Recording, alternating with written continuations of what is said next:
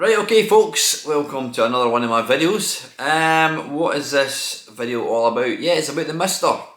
Now, why do I want to make this video? Because there's lots of Mister videos out there. I wanted to make this video to convince, or not convince, just explain what this is. That's it there, this little box.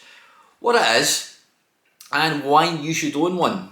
And I'm talking to everybody. I'm talking to people that emulate PC, people that emulate games on the Raspberry Pis, Android devices, or even people that own original hardware, a bit like myself. Now, I was first made aware of this thing, bloody hell, I reckon probably 5 years ago. One of my mates had one. Its original kind of incarnation was called the Mist. Then the Mister was like the sequel. Do you get a sequel in hardware? Follow up? I don't know. Successor possibly. We'll call it successor. That sounds better. Now this apparently was devised to somebody who wanted to come up with a piece of hardware that would recreate a Commodore Amiga and Atari ST, and that's basically what this thing is. Now, anyway, fast forward to about 2 years ago. There's a lot of people that watch my channel. We've got a great little community. They were buying these Misters, and I'm like, yeah, it's the same as emulation. What is the difference? There's no difference. And then people were going about, oh, it's the lag. You know, the lag is the delay from you moving a controller to the actual enemy, not the enemy, the spaceship, the character that you control on screen. There's a delay. The delay from you moving the joystick left to the actual character moving left, that's called lag. That's a technical term, I think. Or a delay, call it whatever you want. So apparently all the Mister Brigade were going on and on about, oh yeah, there's no lag, you don't get any lag, or it's minimal. Now, I've been emulating games pretty much since 1997, something like that. I've been emulating games for a long time. Much longer than most people. I mean, the emulation scene now is huge. As we know, I'll apologise now, I've got a dog outside, he's barking, and I'm going to go outside and kick his arse shortly. Dog's arse kicked. Yeah, I've been playing games through not using original hardware for a long time. And emulation is wonderful, it really is. Excuse me. The great thing is, it's completely free most of the time. There were a couple of emulators that you had to buy. I think the Magic Engine for the PC Engine, Spectaculator, that sort of one. But by and large, emulation is completely free.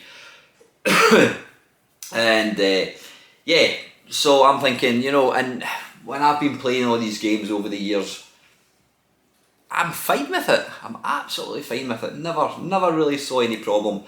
When I did start using the Raspberry Pi, there's a thing called RetroPie, which it's a sort of front end with, it's not just a front end, it's a program that's got a front end built in, and it's got all the emulators kind of built in as well. And it's fantastic. I mean, there's people who have put out collections of games, something like 70,000 games. You can play everything from the N64 to the PlayStation, to the Game Boy, to the ZX Spectrum, to the Commodore 64. You get the drift. You can play all these games on a Raspberry Pi. Now, the wonderful thing about a Raspberry Pi is it's not very much money. Well, it is slightly more pricey at the moment. Have I got another Raspberry Pi in here? No, I don't. It doesn't matter.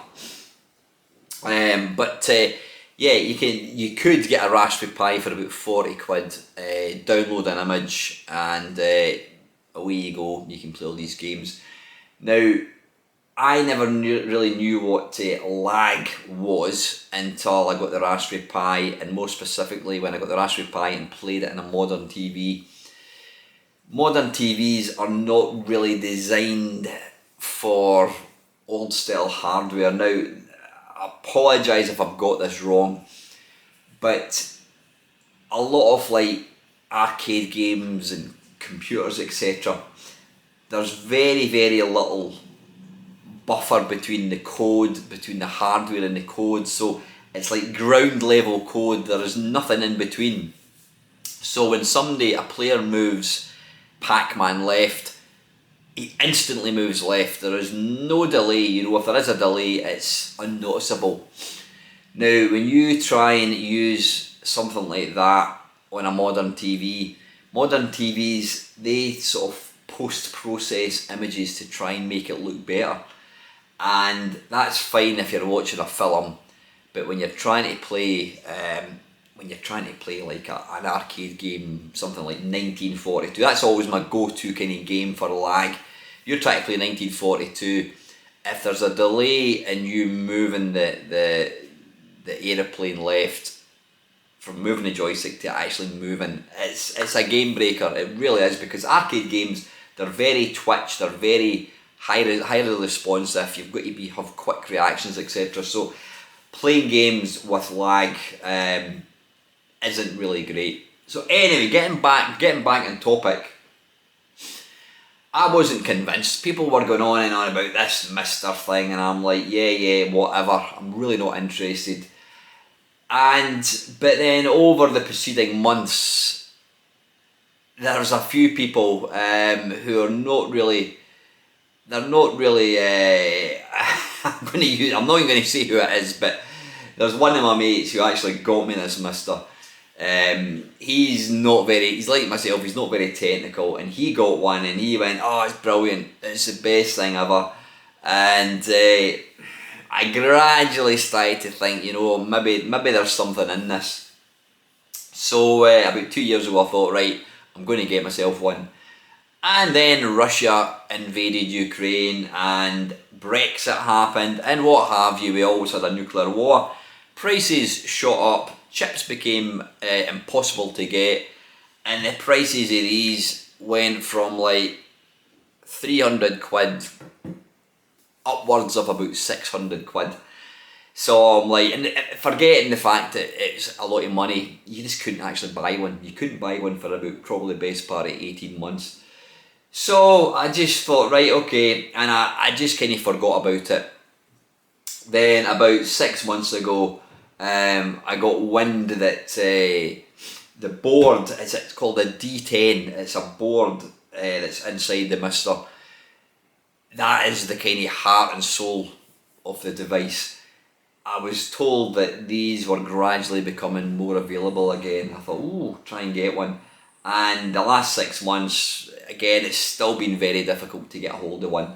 One of my mates bought one, and he had to get it imported from, I think it was China, and it cost him, including postage and customs, it was just short of 700 quid. I'm like, I'm not interested.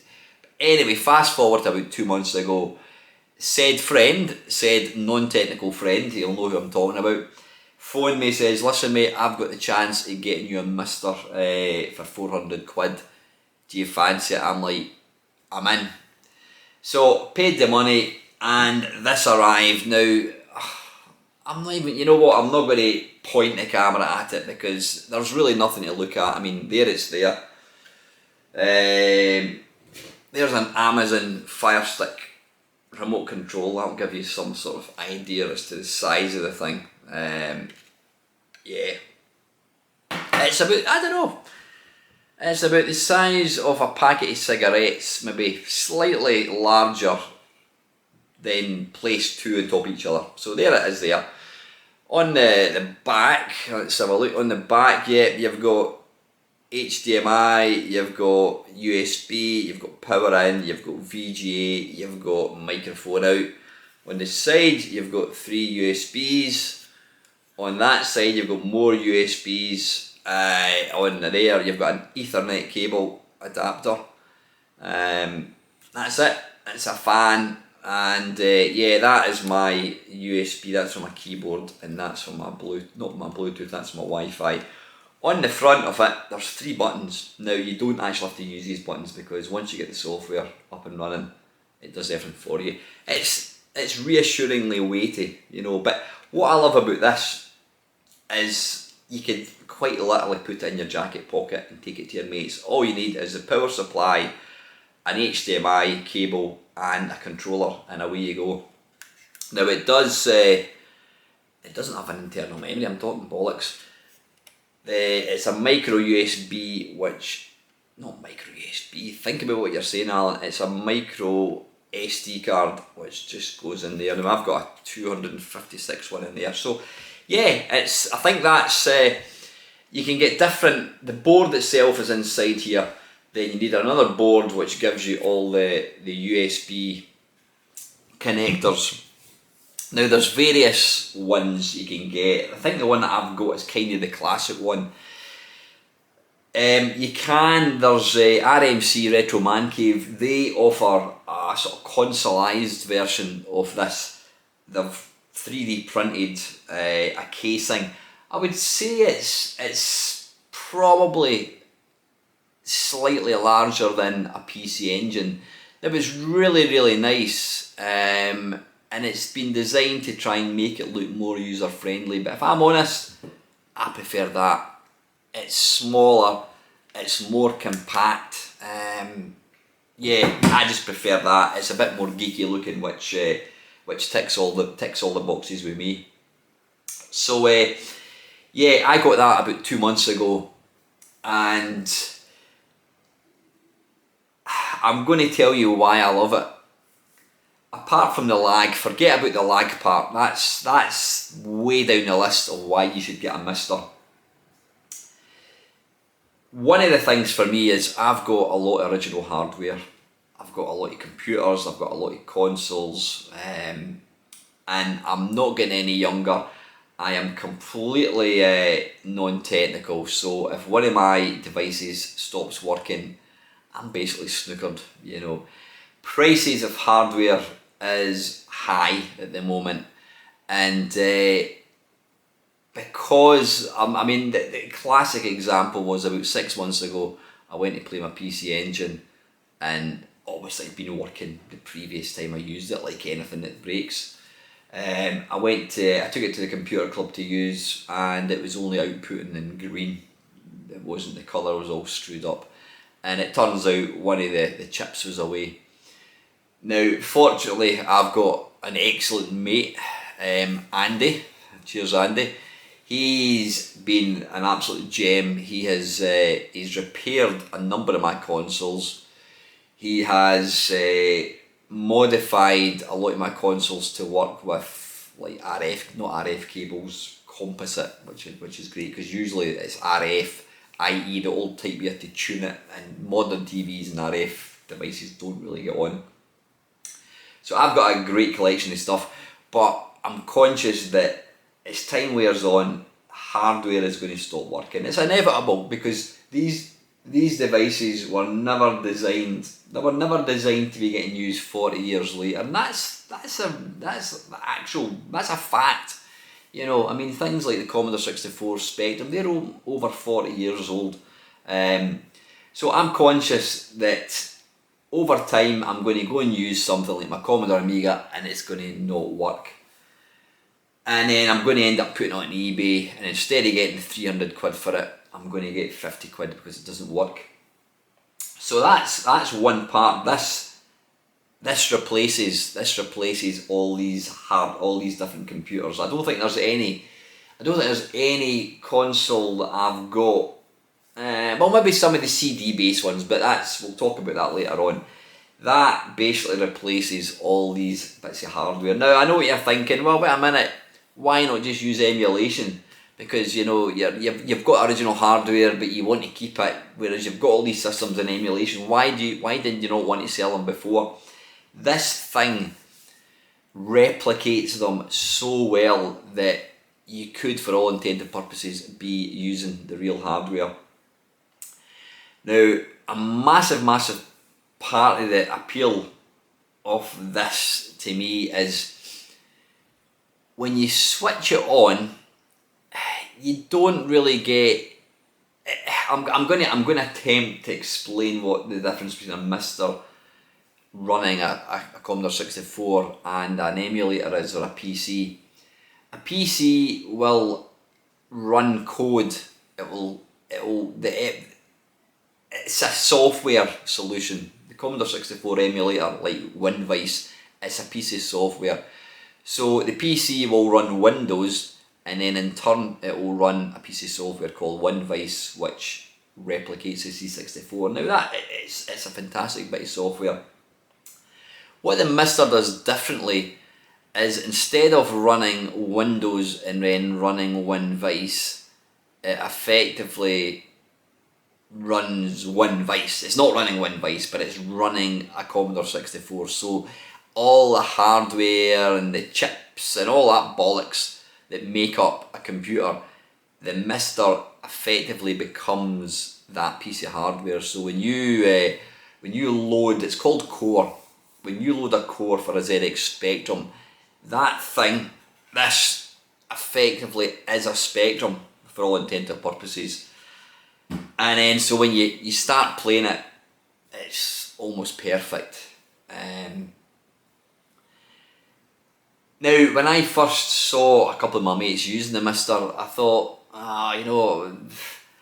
when I load up my Raspberry Pi, I've got videos and I've got screenshots of games, and I can use the controller to scroll through all the games and pick what I want to play, and that's true. This thing here, it looks like a kind of DOS interface. You switch it on and it's linked. You've got like computers, arcade, consoles, and you use the cursor, or you can use a joystick or gamepad, and you pick what one you want, and then it loads it. So when you load a Commodore 64, it becomes a Commodore 64. And what I've found is the Mister is actually far less faff than using a computer, because with computers it'll maybe crash, or it'll maybe not load a game, and you're pissing about how to change the options. This has far less options than any emulator, because by and large the Mister does not try to improve the system. So you play an N64 or a Sony PlayStation on a modern PC, it will run it at 1080p, it upscales the graphics, they look better, they look sharper. Wonderful. If that's your bag, then if you want to play modern systems better looking than the original, then don't get a Mister. Absolutely not. The Mister replicates it as it was kind of made. So yeah, warts and all. So if you're playing a game, an arcade game where it slows down, it will slow down on this as well. Apologies, the battery ran out there. I should have known that. Anyway, yeah, I've been watching, as I do when I buy anything, I always want to substantiate and verify that the purchase I've made is a good decision. And so when I got the Mister, I watched quite a lot of YouTube videos. And there was one guy he owns a collection of original hardware, including things like he's got a Sharp X68000, he's got multiple original arcade JAMA boards, and when he got the Mister, he was a bit sceptical, thinking, yeah, it's just going to be the same as an emulator or a Raspberry Pi, whatever. But he was so impressed with how authentic this actually plays games that he said that he was going to sell a lot of his arcade games. Obviously, an arcade game is different because you've got it in a stand-up cabinet.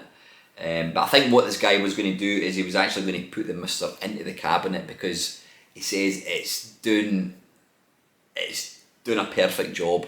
So rather than, I think, was it Dodon Pachi, I think it was, he was talking about, he says that game goes for, I think, quite literally thousands of pounds for the JCB JAMA board. You don't want to dig anything, a JCB. Yeah, and he says the Mister does a perfect rendition of the game, so that's what he's done. And he was also going to sell his Sharp X68000, because he says he doesn't need it now because he's using the Mister and it does such a good job. So it is so accurate, it really is. Now here's the thing that I really like about it, and some people might think, well, that's actually a negative, but to me I think it's a positive. When I power up the Dragon 32, you just get the screen. If you switch the Dragon 32 on the real hardware, you'll get the same screen, and you need to figure out how to load a game. Now, instead of putting a cassette into a cassette recorder and pressing play, you press F12 and you'll insert a cassette. But then you've got to interact with the Dragon. You've got to type in, I think it's C-load, I think it is. There is a website that tells you all the kind of commands, but if not, you just need to kind of Google it. So you'll type in C-load, press return, and then it will load the game as if it was a real Dragon 32. And for me, I like that. It doesn't load it any faster. It loads it at the accurate speed. And for me, from a nostalgia point of view, it feels really, really good. It feels accurate. You feel like you are sitting there. Now, other than you've not got a Dragon 32 keyboard in front of you, I do get that. Get yourself, I mean, I've got a wireless keyboard and mouse. So yeah, you would use obviously the keyboard to type in the commands. But when you first switch it on and you've just got the Dragon screen, you've not got a Windows interface to kind of distract you. So when you switch that on, when you load the Dragon 32 core, it is for all intents and purposes a Dragon 32. Whereas if you load up an emulator, to load up a Dragon 32 emulator, you would load up said emulator, you would scroll down, you would look at the videos of the games, you'd look at the screenshots of the games, and then you'd probably press fire on the joystick and it would load it. And that's lovely, that's a really, really convenient way to play it.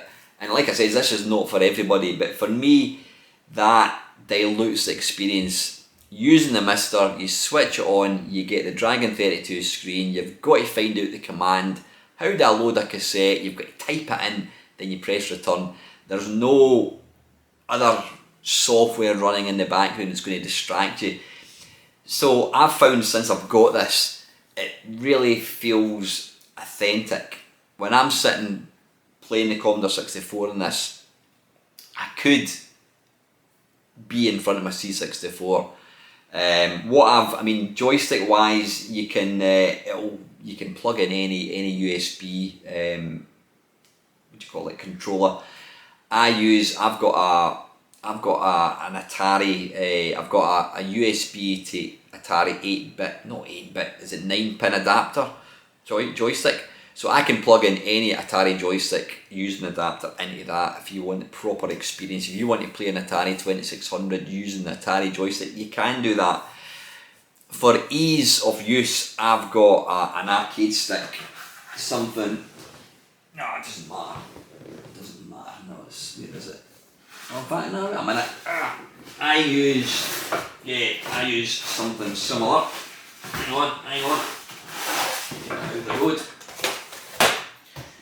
I use something similar to this. Now this is actually got a Raspberry Pi in it.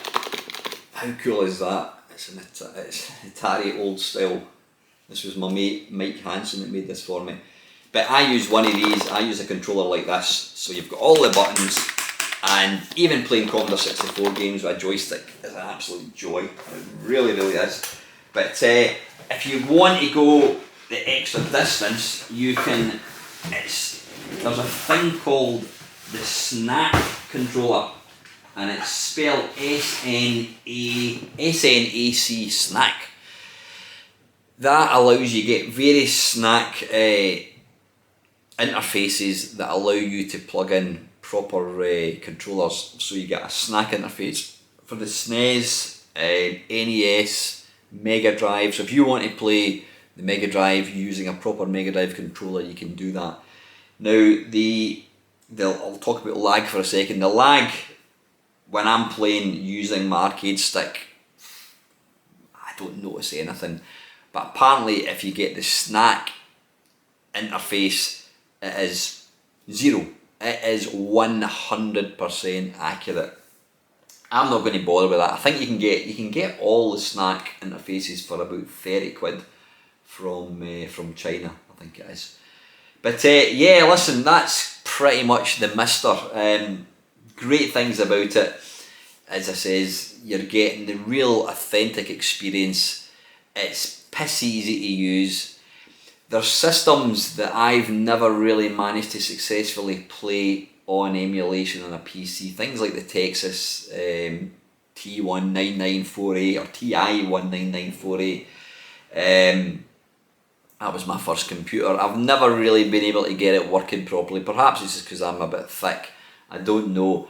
But using the Mister, it is dead easy. Once you know the commands, once you've got the correct BIOSes. I mean, just very quickly, before I let you see the Mister in action, when you buy this, there's a website where you download an image, you then write the image on an SD card, and then when you put the image in, well, if you put the SD card into a PC, once it's flashed it, you'll see it creates multiple directories, but there's one directory called games.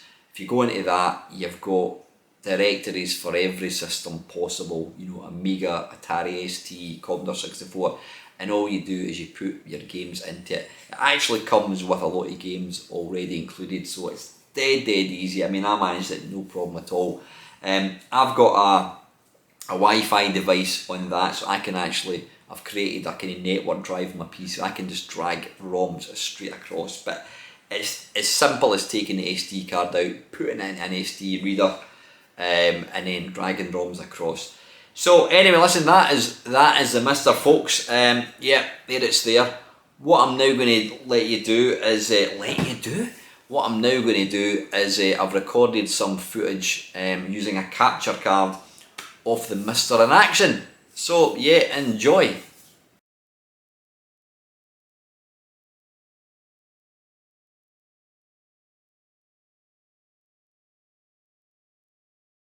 Right, here we go. This is when you switch the Mister on, you get this little menu. Now, scripts are they're files which, when you run them, they'll do certain things. Now, when you install this Mister software, the first thing you want to do is go to update all, and that will generate all the various folders, etc. Let's come out of that. Once you've done that, you'll see it's generated a number of folders: arcade, computer, console, other, and utility. And let's go into the arcade. Now you'll see alternatives, arcade, offset, organize. These are all, they don't have any extra files. It's all the same files, but they're just displayed in a different order. Now there's a lot less games supported for the Mister, which I don't think is a bad thing, because it means that you're more likely to play stuff. And the second thing is, when a new core is announced, you're super excited. Like Outrun only came out a couple of weeks ago, so it was like getting a new arcade game. Whereas when you've got a PC emulator, you've just got thousands and thousands. So yeah, you can see there's they're all organised in different ways.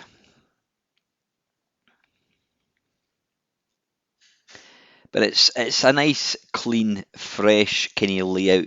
You know, it's pretty difficult to. I'll put it this way: one thing about this is you cannot screw anything up.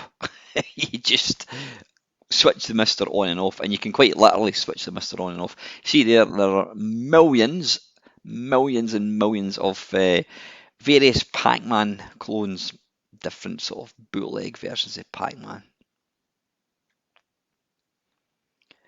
I'm not quite sure why people don't want to do that, but anyway.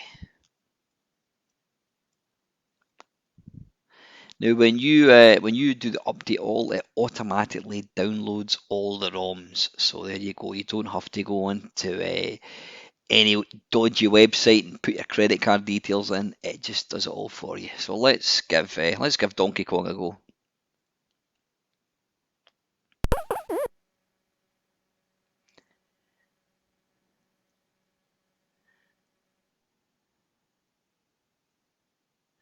And the first thing I'm going to do is go down to, I'm going to configure the keys. There we go. Up, jump. 1 player, 2 player. This works really well with gamepads. I'm using my arcade stick. Now you can, when it says alternative keys, you can do another joystick if you want. These video processing things, you've got different presets. I tend to just go for the Scanlines soft option. You've got different ones. You've got these are different core versions. So you want your game to look like a Game Boy, you pick that one. Yeah, I've got soft Scanlines. I think I must have switched it off. So load preset. When I come back, and then yeah, you see there, you've got one called Faded Tube, which I think it makes it looks really authentic. It does look like that old arcade game in the Chippy or the taxi rank that was the screen was knackered. So you can really play about with it to your heart's content until you get one that, I mean, if you want to customize it yourself, you can do so. But yeah, see there, that's it's little kind of squares, whatever. They all look nice. You know, like I said, you play about with it, you get it exactly how you want it. Now you've got these options on every single course. So what you're seeing here for arcade Donkey Kong, you can do in the ZX Spectrum, you can do it in the Jupiter Ace, you can do it in the Sega Mega Drive. But I tend to go for soft Skylines. I think that looks just nice.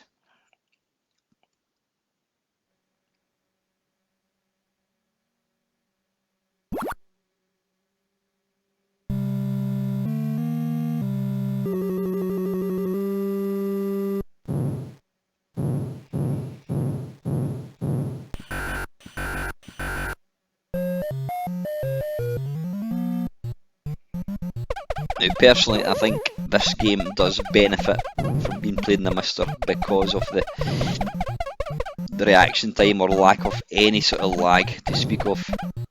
Doesn't mean it's any easier. Well, it technically is. It is easier. I've actually found that some of the arcade games that I've been playing on the Mister, I've actually done a lot better. I've got high scores, and I honestly think it's down to the kind of crisp, sharp controls.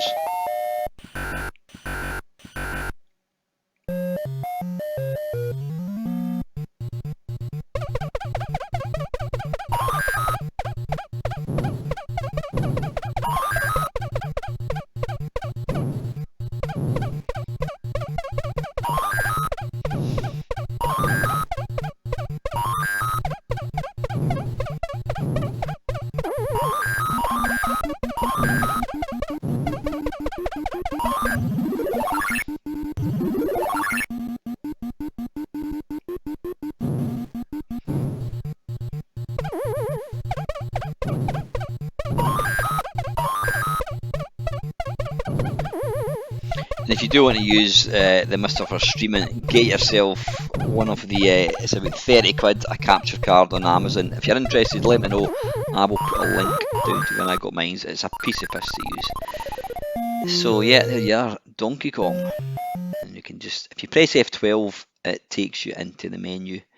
You can press the button, one of the buttons on the Mister, but like I says, you don't have to use these. And me, for one, I think it's better to be pressing buttons on your keypad, on your keyboard, rather than the thing. Right, you see there, I had to rotate that. This is Dodon Patchy. I had to spin it around, but it's dead easy. One word of warning, by the way, I was originally wanting to play this on my. I was originally wanting to play this on my CRT TV, which you can do, but be warned, you are unable to rotate arcade games.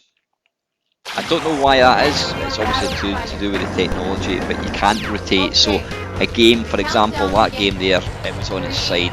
You can't spin it around. But you know what? When you've got all the kind of the scan line options that you've got in this, I think this just looks awesome.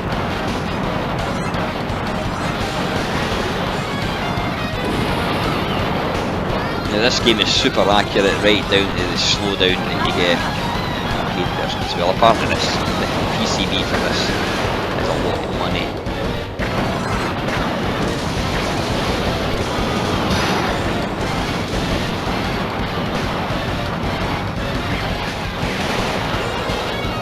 game never gets bored when you play. I love this one so much. I'm not very good at it, as you can probably tell, but it's just so glorious.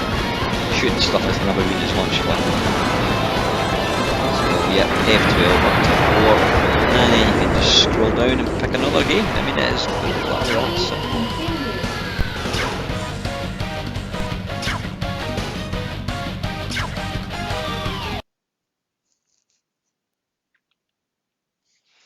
Now people are working on supporting new games all the time, so you know every time you can run the update all.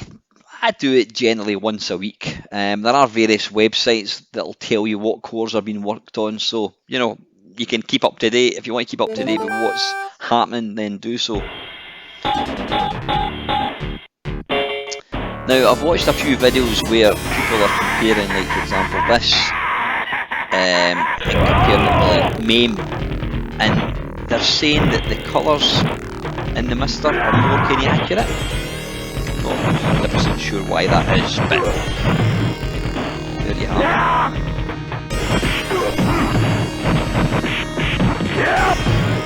But yeah, as I've mentioned a few times, when I'm playing the Mister, the controls just feel that bit snappier. Everything feels just that wee bit more responsive, any quick. That's my imagination, but yeah, it's an absolute joy to use all this.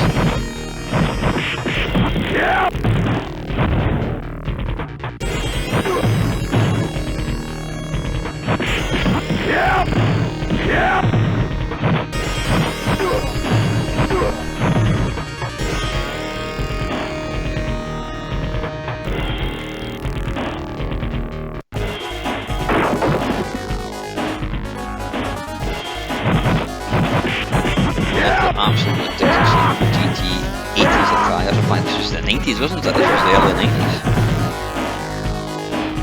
Absolutely crazy. Possibly. It was me making my entrance.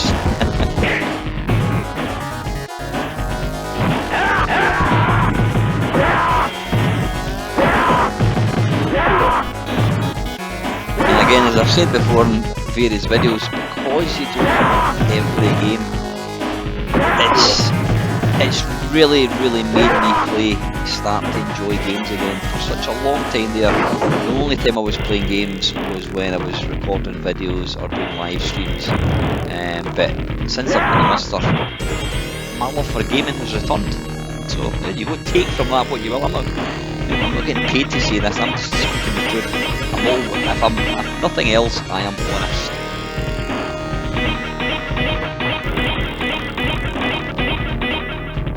I'm not even tempted to play this, but I'll just let you see how well this works. Again, first thing I do now, by the way, you have to configure the controls for every game, which takes seconds, so it doesn't matter. So go to video processing, and then I just go to load preset, and then soft. There you go.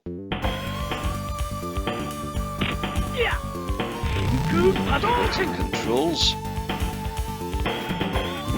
These two are filler. Yeah, you can play about it. Every kind of code does have different options.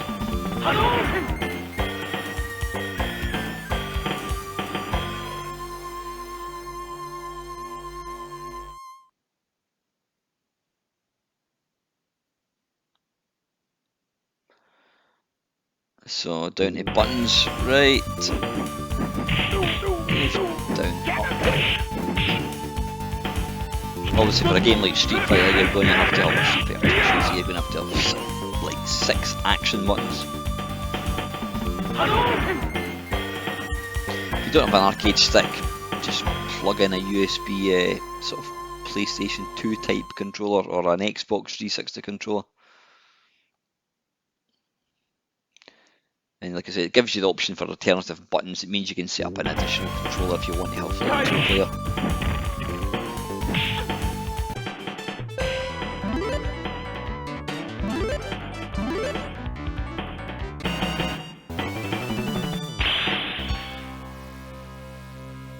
Round 1, fight!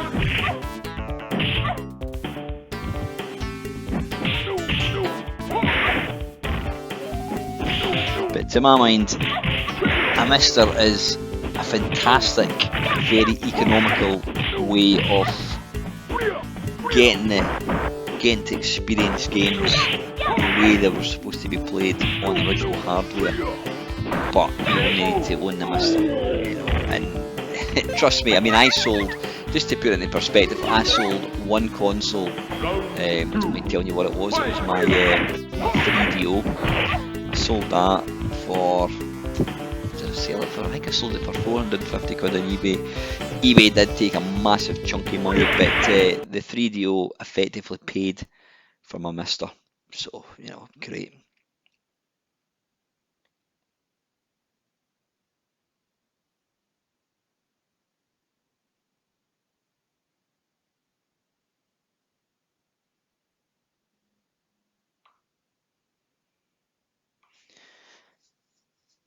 This will let you see. This will let you see how well it plays using a mouse.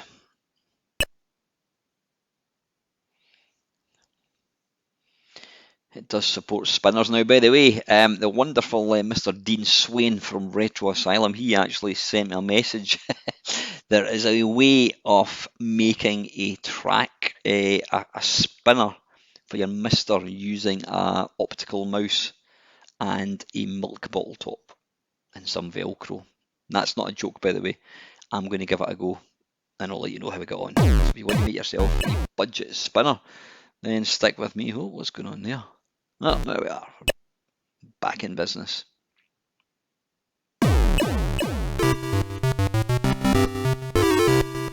Now, I did actually buy myself a 15-inch screen, which you can actually turn around, you can rotate it, so it means that if I wanted to play like this, full size up and down, I can do.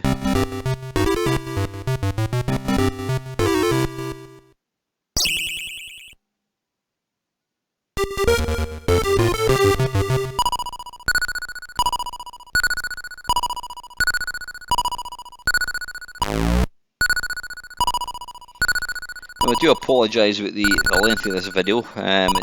It's going on for a bit, but I just thought, you know what, if I was buying a mister, I would want to watch a video like this. It's letting you see an open and honest overview of what you're going to get for your money.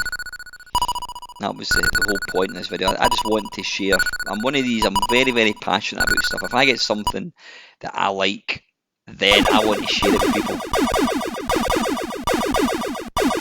It's not the most technical, in fact, it's not even a technical video at all. It's just me letting you see what the games look like and talking about why this thing absolutely rocks. Always slightly dubious when I want to look at some kind of hardware overview and I'm watching a video channel and the first thing they'll say is they were given this to review. So in other words, they got it completely for free. Now, call me cynical, but there is no way somebody who is given stuff for free is going to give something a bad review, because the supplier are simply not going to give them anything else. So they're always going to have a skewed review. I don't care what anyone says, unless you've actually bought it with your own money, you're not going to give an honest review.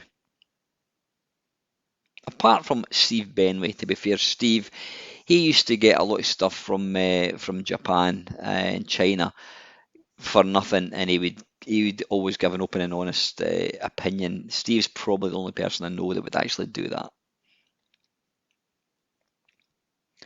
So now into computers. Now what I'm going to do is I'm just going to let you see very briefly a little bit of a game on each system. So this is the Acorn Archimedes. Now a lot of these excuse me, a lot of these cores for computers you can actually have, they'll support hard drive images. But I'm just going to load up a floppy here. As I said before, a lot of these games are actually included when you download the image and you extract it or write it onto an SD card. When you put it into your mister, you'll find there's a lot of games already there, which is really good.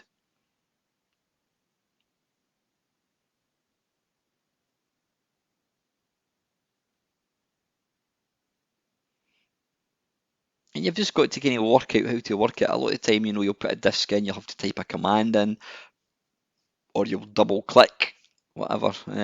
Obviously, some of the old computers like Commodore 64, if you want to load a disk, you've got to do load, no exclamation marks, punctuation marks, star, punctuation marks, comma 8, comma 1. Now, one of these versions of Elite for the Archimedes is actually, it's got the protection. You've got to type in a word. Now, apparently Ian Bell and David Braben actually released, or I think it was probably Ian Bell, he released a version of this completely for free with the protection removed. Right, there you go. I'm not going to be able to let you see this because I don't know what the word is. There is a version. There is a version available. You'll easily get it.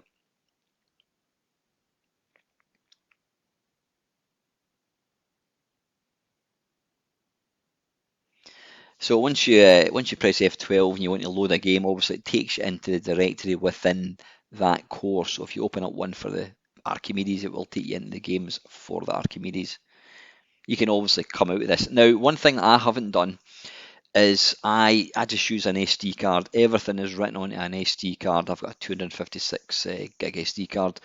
You can use a USB external drive. So if you really want to play lots of PlayStation games, Sega Saturn games, the Sega Saturn is still in kind of beta.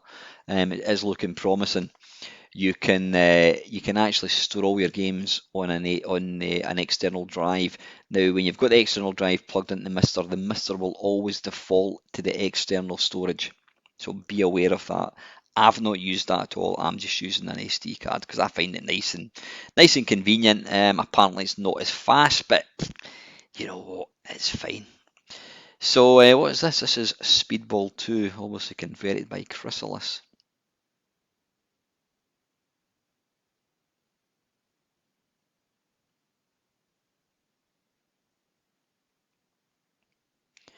I was never a big fan of Speedball 2 or Speedball. Don't know why.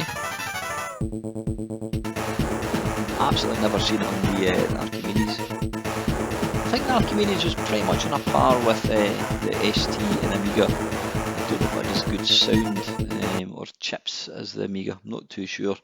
Somebody else will be able to tell you that. I do know that David Braben and Ian Bell have stated that the Archimedes version of Elite is the best version. So if you want to play the ultimate original Elite, then go and check this out.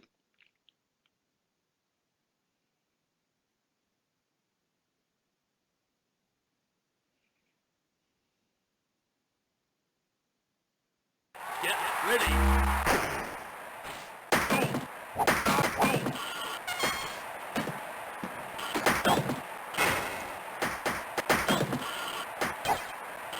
Yeah, I don't know why. I never. You know what? I think. You know, I'm actually thinking it might be that none of my pals really want to play this game, and I think this is really a two-player game.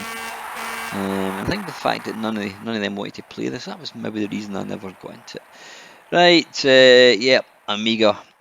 Now, I think I mentioned earlier on, the Mister was actually developed fundamentally to allow you to actually play Amiga games. Now, when you get the Amiga core, there's this image which you're actually seeing right now as we speak. It is phenomenal. It's about 7 gig to download, but it's just got everything.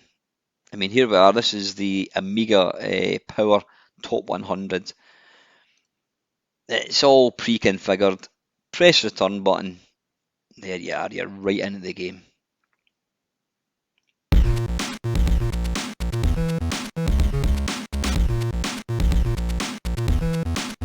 Now, I sold my Amiga 1200 just a couple of weeks ago. Some people were saying, "Oh, you're going to regret it." You know what? I can play all the games. I was never one for messing about with Workbench or anything. For me, I just wanted to play games.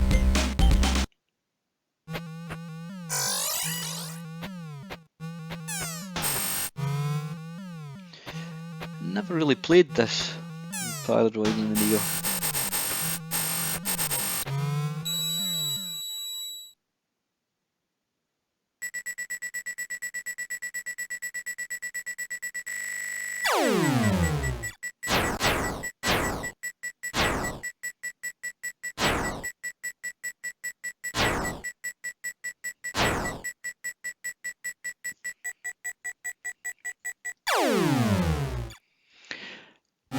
think I've always preferred the simplicity and sort of clean look of the C64. I mean, that was the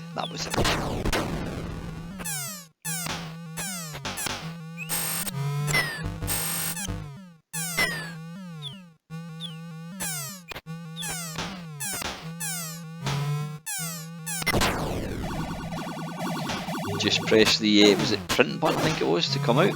Take you right back out. Let's try Base Star Glider 2. This was a game I never really got into, but it was a game I used to load up just to kind of impress my friends. I think it looks and sounds awesome.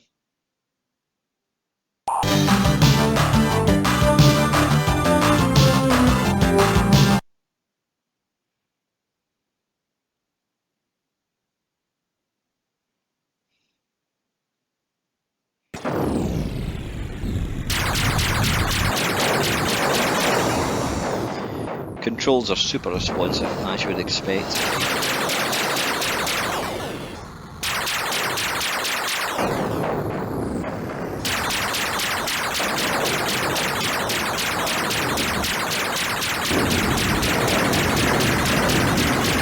Sound effects in this game is great as well.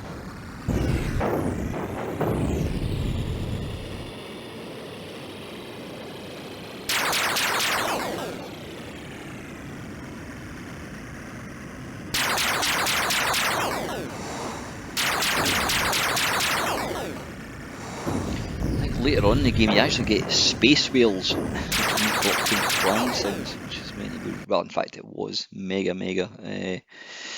atmospheric. Let's give Xenon 2. Again, I don't really rate Xenon 2 as a particularly good game. It's not a bad game. It's just a wee bit. Always felt it was kind of, excuse me, pushing the Amiga slightly too far.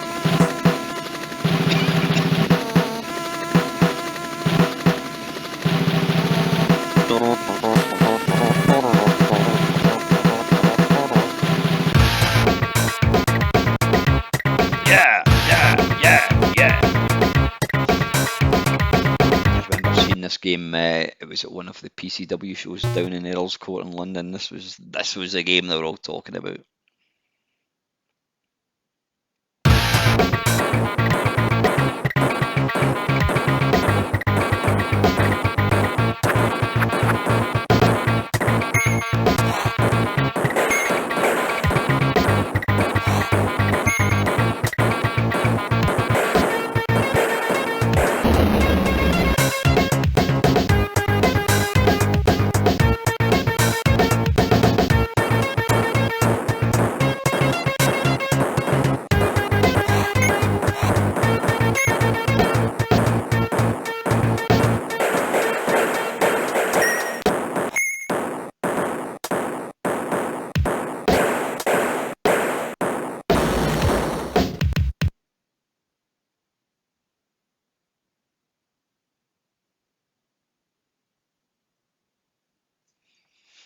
So yeah, there you go. That is Amiga, and it plays Hybris perfectly. So right, Amstrad. So this is one you need to add. Again, I've always had problems getting Amstrad emulators to work well, and this does a fantastic job.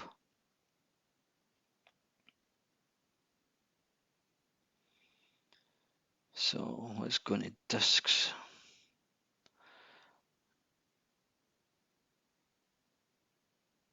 The game of 10. This was a great game. Sorcery, and to load this is cat, and then it will list what you need to do, and then it's run, and then the name in this case it's just called disc, inverted commas, disc. You don't even have to you don't have to close inverted commas, but I'm going to do it anyway, and that will then load the disc. And because this I shouldn't say the word emulation, that will upset lots of people. I'm going to say it emulates because it's not, the Mister is not a real Amstrad, so it is emulating. Because it emulates 100%, if a disk takes 5 minutes to load, the disk is going to take 5 minutes to load on the Mister. So be warned. There are a few, I'm sure the C64's got a turbo button, but I prefer to keep things real. And don't try and not get impatient, because sometimes when you're waiting on a game to load, there's no indication if it's actually working. Obviously, because you don't have a physical disk drive in front of you, you don't know if it's working. But have I even found any core that doesn't work perfectly? I don't think so.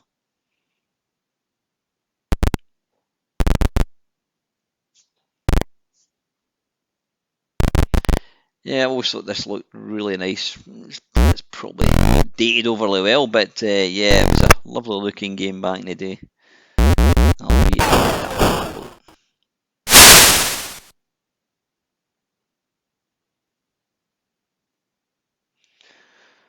There we go, game over. Right, next one, core. That's old. I think that's old. I think that's old Colour Amstrad. We'll give them a go. A lot of these ones I've never actually tried. I don't know how to even load the game.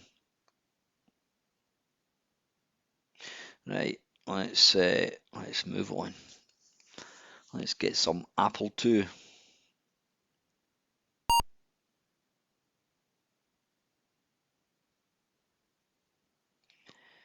Now you'll see there's an option to mount a DVD, not a DVD, mount a hard drive. So let's mount one of the images. Again, these images all come as kind of standard when you download, when you run that update all. So what I've done is I've mounted it and then I've rebooted. There we go. Now we've got some games. And you can just, I think you can press a key, like a letter, or else you can just go through them one at a time. Again, the Apple II, it's got a massive software library. It's not a system I've ever really got to kind of play. So again, that's Relbs. It certainly was. Bloody hell. I never even knew that existed. I thought it was just for the C64 and Atari.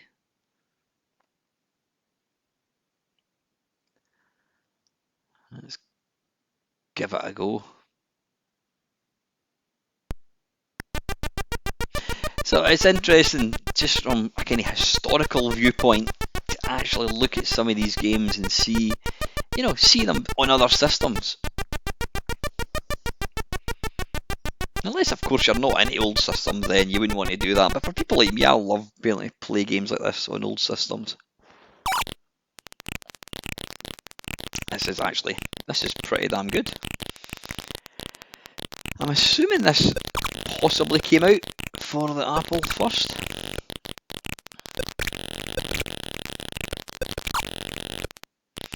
So yep, kids, this is the computer. This computer you're seeing here was the iPhone 8's great grandfather. Not a touch screen in sight.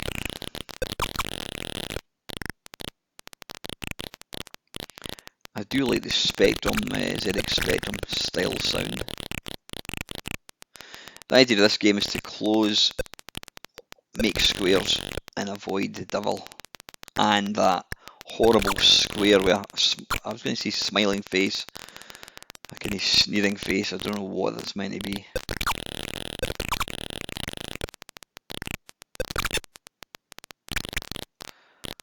It's a great game, this really is. Once you've kind of closed off all the boxes, you then go into a kind of bonus level. So anyway, there you go, there's Apple II, right, Atari 800.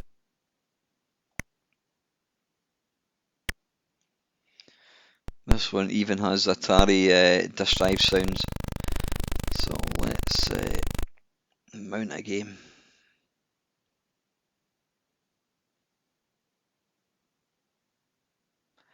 You see there you can load up all different versions, different file kind of formats, but you've got disc, you've got tape, you've got cassette.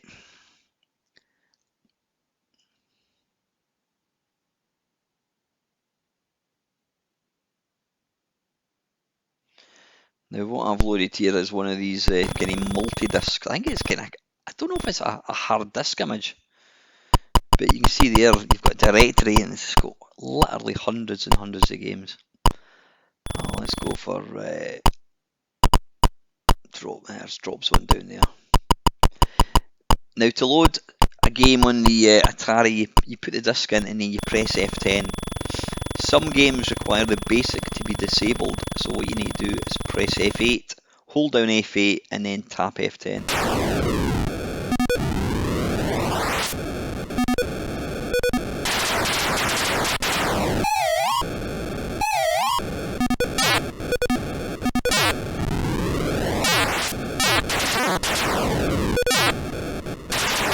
Oof.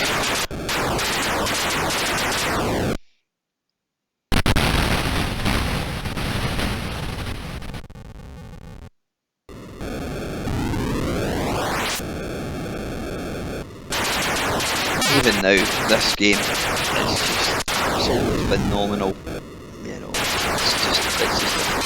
it's just you know, sad we'll never ever get to see a sequel. Archer passed away. When would it be? That was last year, I think it was. Yeah, it would be. It'd probably be the tail end of last year. Right, next one. This is Atari ST, and I've got a hard disk image loaded up. So you've turned on your Atari ST, and this is what you've got. It's loading into a hard disk. You can then go into the individual letter. What are we going to play? Oids. Yeah, Oids is a great game. Run me. It usually tells you. It's always pretty obvious what file you need to run. If you're thinking that looks a wee bit ugly, yeah, the scan lines in that aren't the greatest. I'll probably need to mess about with it, to be fair.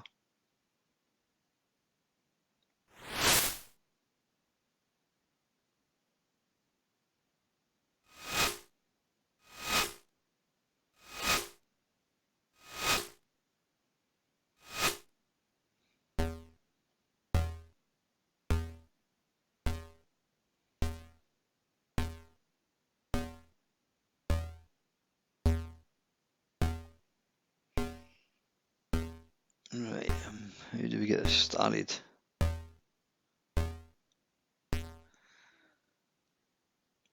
Right, I don't know why it's doing this. I have no idea. Right, fuck it. Let's move on to something else. It'll be something simple. It'll be like because I've got the joystick plugged in or something. I don't know.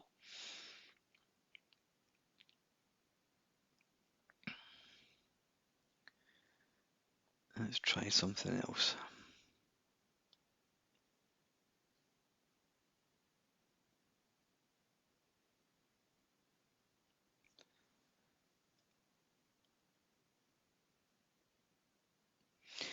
Never. I mean, I had an ST for a short space of time, but I never actually. Right. Now, again, you need to understand this is not the Mister that's doing that. If you put that in an original Atari ST, you'd have got these bombs as well. That was instead of the Guru meditation that you got in the Amiga, you got little bombs on the Amiga on the Atari ST. But you can mess about. You can increase the memory and the chips and that kind of stuff. Yeah, we're not doing very well with Atari ST, are we?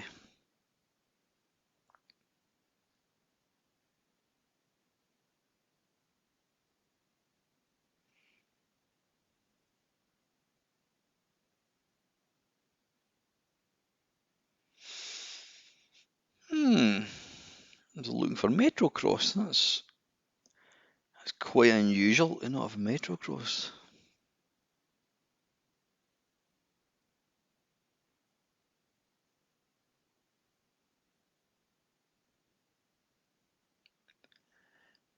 The mouse is quite sensitive, by the way, so you just need to take your time.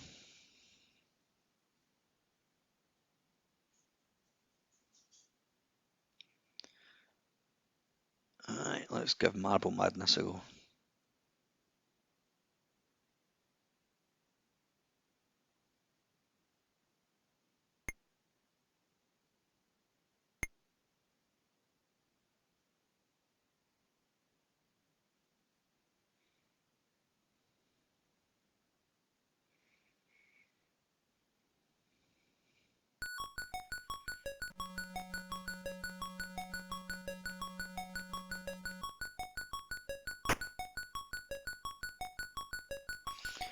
That looks nice.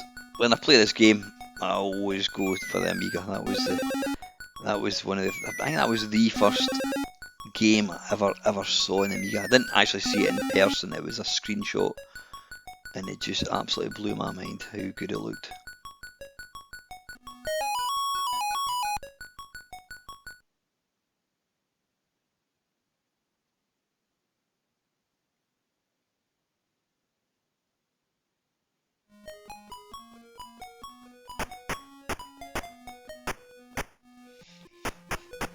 Bugger off, Black Ball.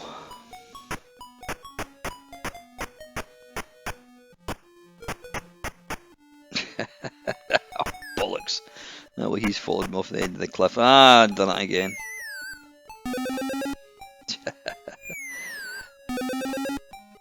A great game this, I mean, an absolute classic.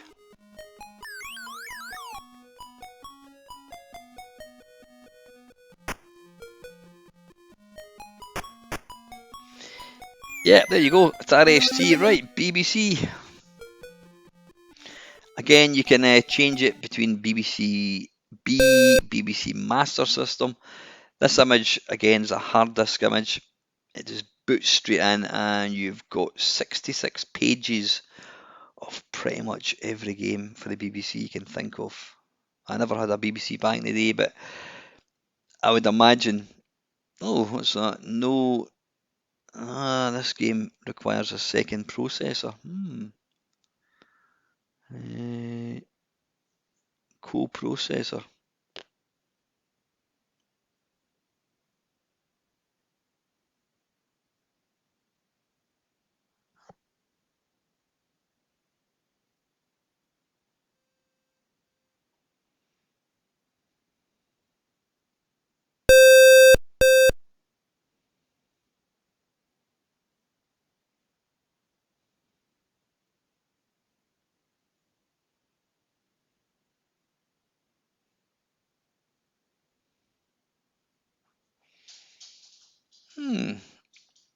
I'm not quite sure what's going on there. Again, that'll not be a fault of the mister. That's just an issue with the actual disk itself.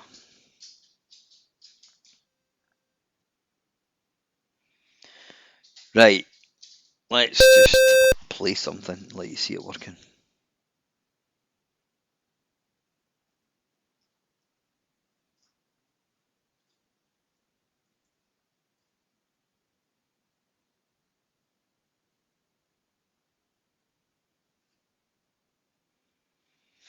Yep, there's Elite in all its flickery goodness now. Somebody has very cleverly released flicker-free versions for all the 8 bits, including the BBC, Spectrum, and Commodore 64, if I'm not mistaken. There you go, yep. Now, this is the C16 oblique plus 4. I don't quite know what Commodore were trying to achieve with this because they weren't good computers. I mean, the C16 was a real budget game, and it's not good. I'm talking absolute nonsense. This is the Commodore 128. Ignore me. Yep, Commodore 128 again. It was being touted as a kind of follow-up to the C64, but there was only one person I knew that actually owned one. I don't think it was more powerful, but it had double memory. But this guy that owned one, the only game, anytime he played it, he always had it in Commodore 64 mode, so it could run all the Commodore 64 games. So I think it was a lost opportunity.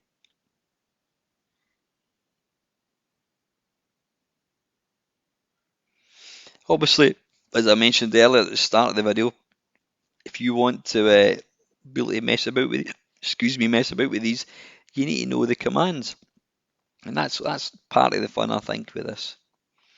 You're not just going to a load game and away it goes. You've got to actually figure out how to load a game,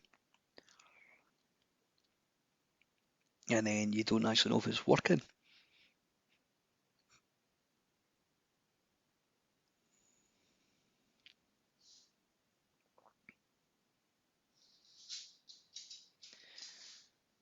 Battle chess, what the hell? So if you're going to put a new disk in, then you're invariably you want to do a reset.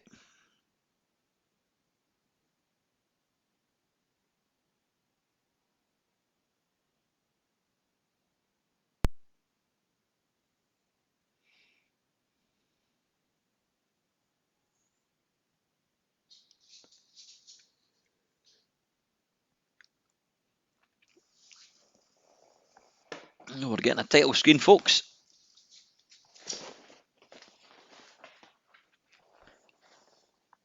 Can we get the game going?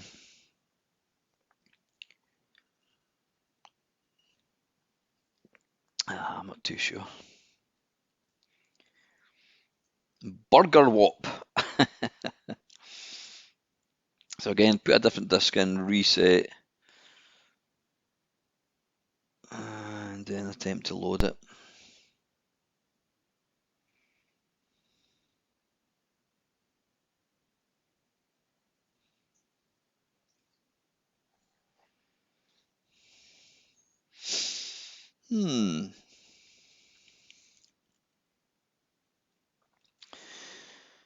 Right, let's move on. Trust me, the 128 does work. I have had Kickstart working.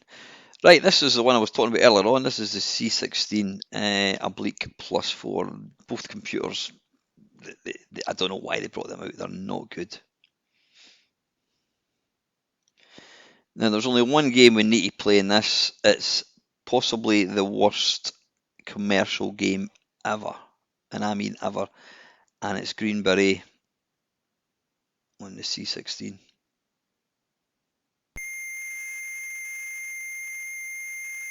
So put in a tape image, type in load, hit return, and it's now virtually loading.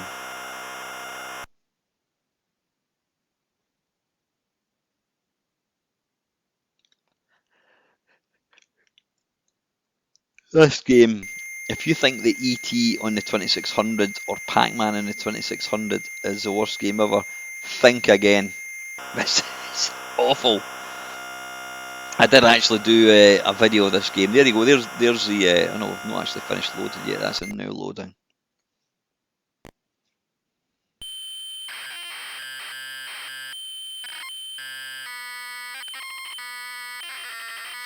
You can actually mess about with options while the game's loading, and you'll see there it's not actually interrupting it at all.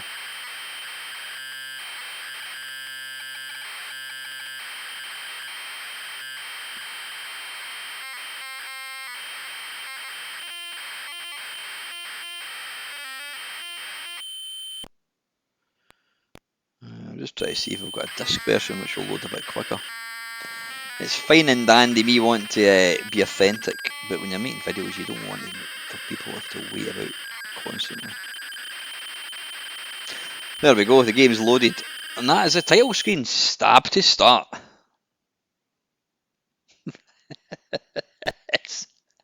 It is awful.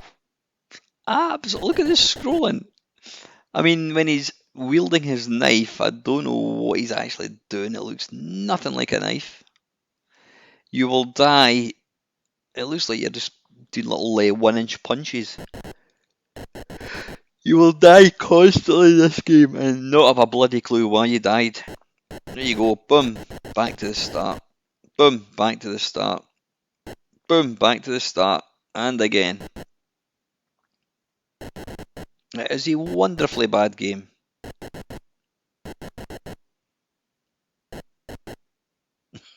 Look at that scrolling. All the action stops dead while the screen catches up. It is a gloriously awful piece of programming. And why or how Imagine, or sorry, should I say Ocean Software, because I mean Ocean owned the Imagine label that released this pile of shite. How they thought that this was actually merited a release is beyond me. There we are, best Commodore computer ever, Commodore 64. So you can load disk, you can load PRG, you can load tape, but what I tend to do is some clever guy created cartridge versions of virtually every Commodore 64 game, which wouldn't have been possible back in the day to do the cartridge sizes. But the great thing with this, instantly loaded. There you are.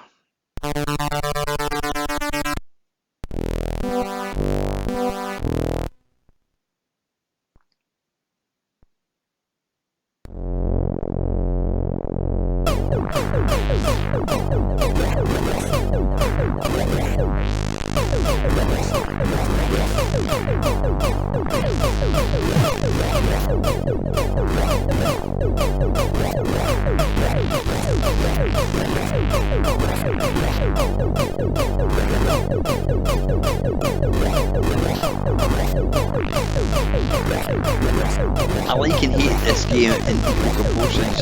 It looks simple, but it's very difficult, and I don't really get the top view. I don't really get what it's actually trying to do.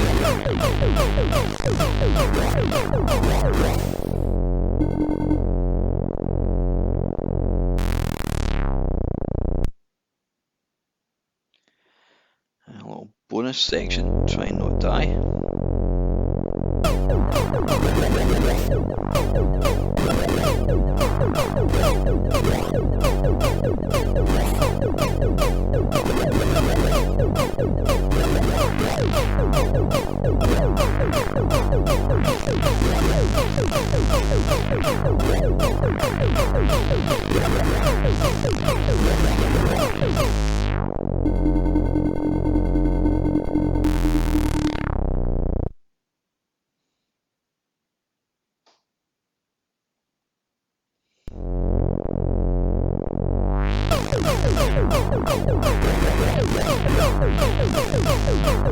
It's got a lovely engine noise. Makes it escape.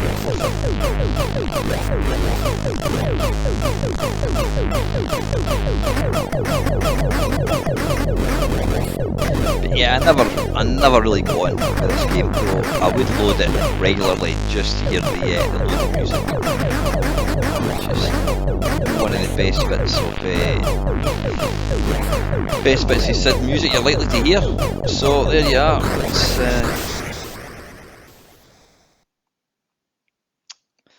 That's the Commodore 64. What have I done? I've just loaded the Commodore 64 again. Right, okay, we'll try one more game. I didn't mean to do that actually, but let's see what we've got. Again, I'm loading a cassette, which is great because it's just instant.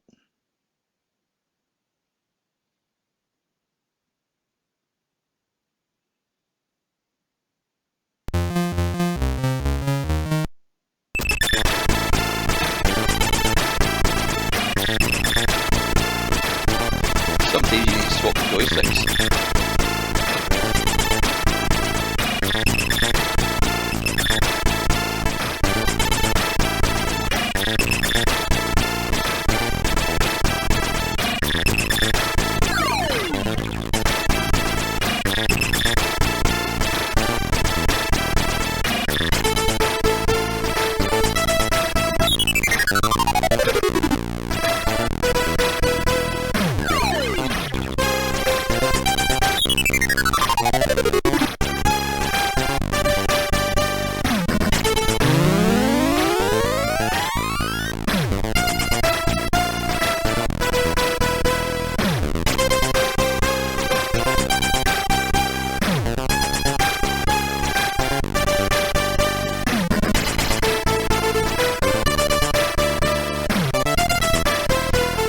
Play the definitive version of this, obviously you want to get the manual arcade, which is taken this version while they added in the missing 5 levels, I think it was, and they've improved the graphics, stopped kind of glitching and that kind of stuff.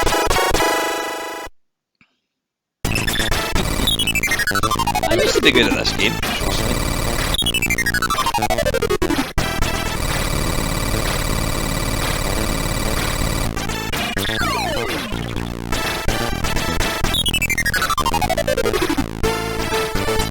Right, from one Commodore to the next one, is the VIC-20.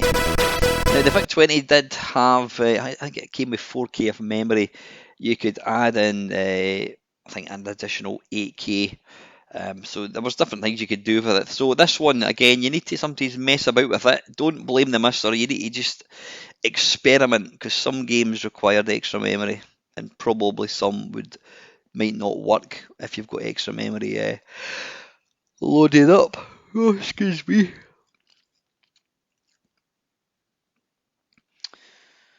Alright, this is first time I've played this. This is Gridder on the VIC-20. I still love this in the C64. The VIC-20 is a great machine. It was a machine I never had. I mean, I didn't get my first computer apart from the Texas was the Commodore 64. I wish I did have a VIC-20, but I never had the money to buy one at that time. Some great, absolutely stellar games that came out for this. Especially Jeff Minter stuff. They were always an absolute joy to behold. This is basically Amador in the arcade. You get colour in the squares. Right, next one. I did touch on this one, the Dragon 32. There you go, it's green. You see that there, under license from Microsoft. So you want to insert a cassette, I think. If nothing is shown, it means it's not the right sort of format.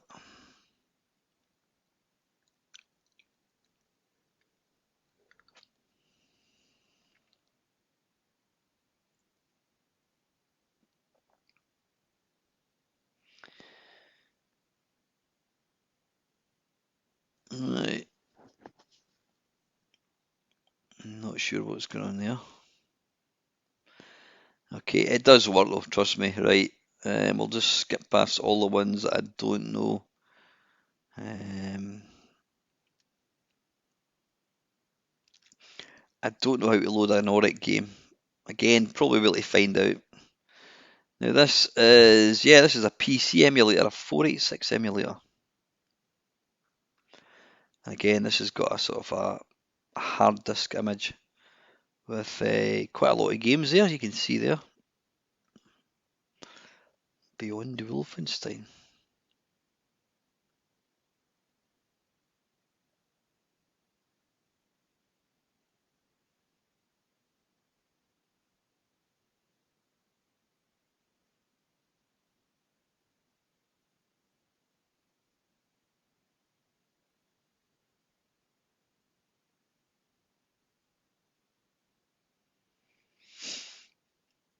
You are a bit of Doom, folks.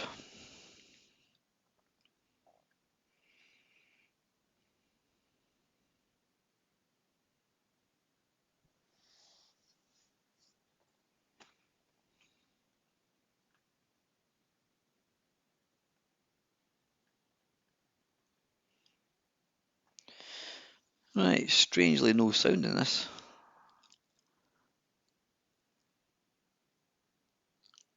Sure there was sound when I recorded this. There is sound in this, trust me.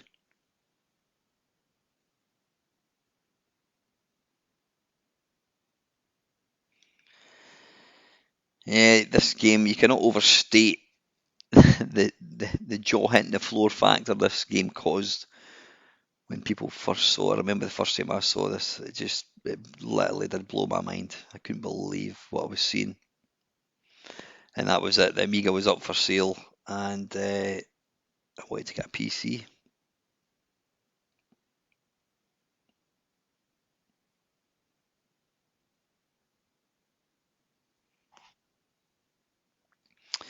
Stuff like the Sam Cooke, Sinclair QL.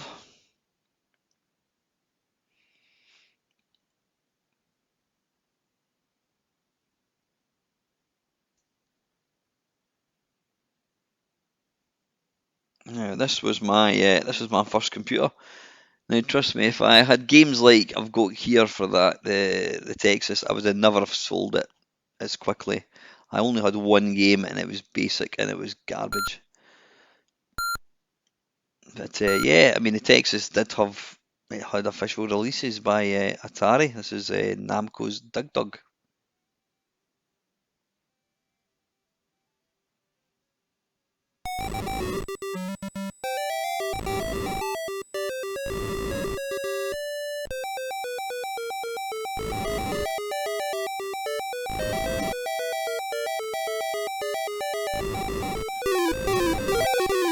Now the Texas was one of few computers to actually have sprites.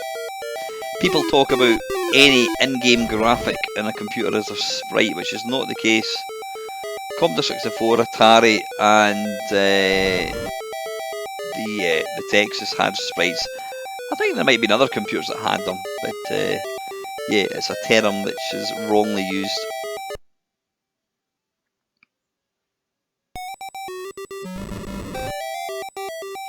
But it's great. I'll absolutely adore being able to play old crusty games like this on old systems.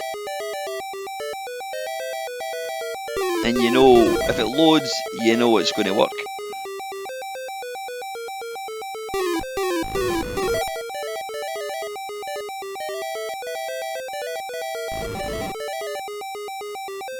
Bollocks.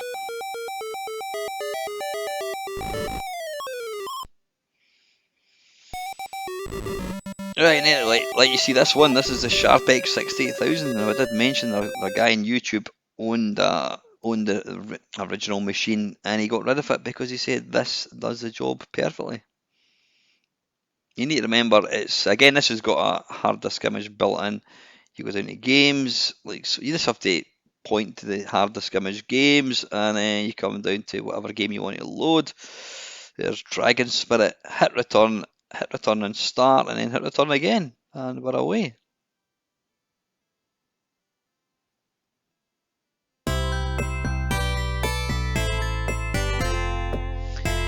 That's got lovely sound. It's very kind of MIDI sounding, isn't it?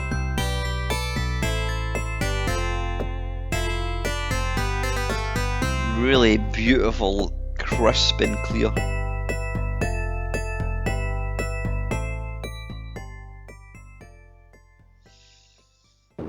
Can you imagine having this when your mate's got a Spectrum?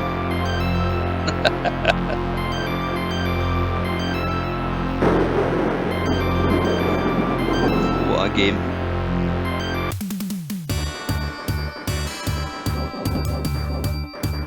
I'm not a big fan of this game purely and simply for one game mechanic. You've got two fire buttons, one fires missiles and one fires bombs, and I don't like the fact you've got to kind of swap between them. But to be fair, this particular version does feel slightly easier than the arcade one. I mean, it looks absolutely arcade perfect, but it does feel slightly easier, which isn't a bad thing.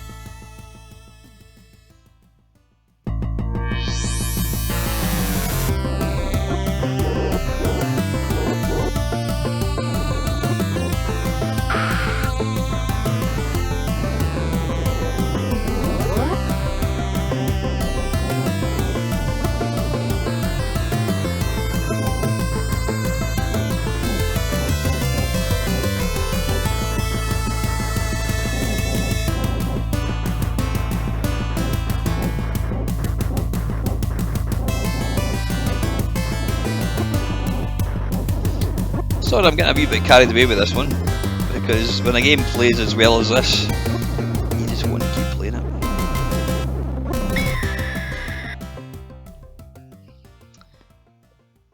Right, and second last computer, I think, folks. This is the Spectrum. So, how do you load a tape again?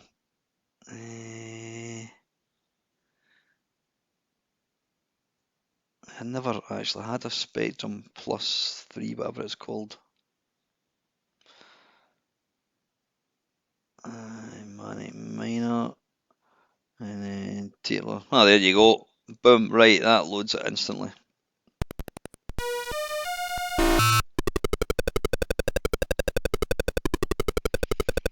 Bask in the finery that is Spectrum sound effects. It just penetrates your brain, doesn't it?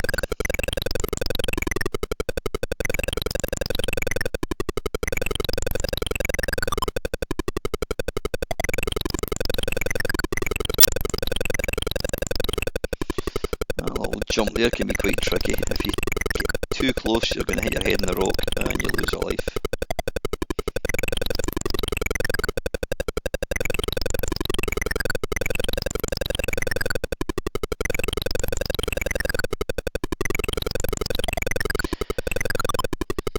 If you're still with me at this point in the video, thank you very much. It's interesting to look at video analytics. I think the average person watches about the first 2 minutes of a video and then they get bored and then they move on.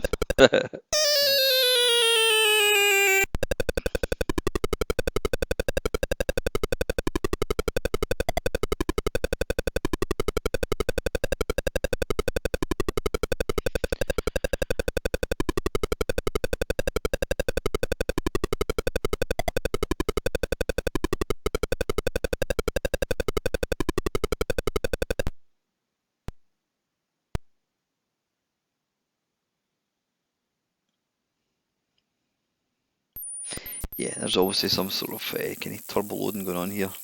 Even a real Spectrum never loaded this quick.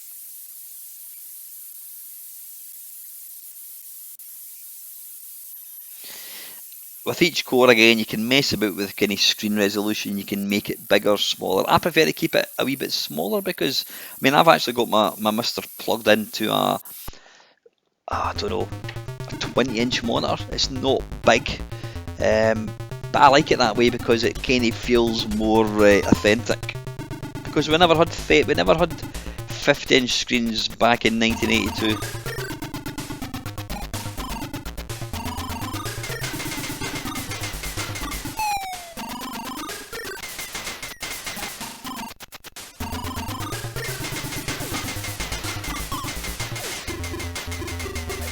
Kaboom!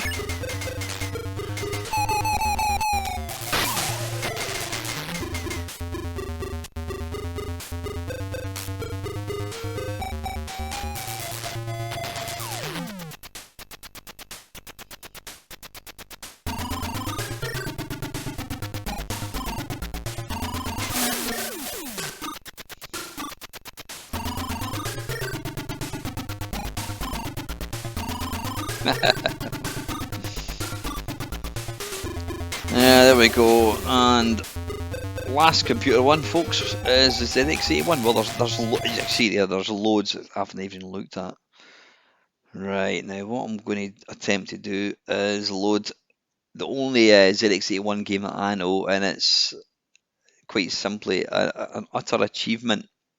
It's 3D Monster Maze, programmed by Malcolm Evans, I think, who went on to do Trash Man. So you need to just find out where the keys are, and then you run it, I think. Oh, there we go.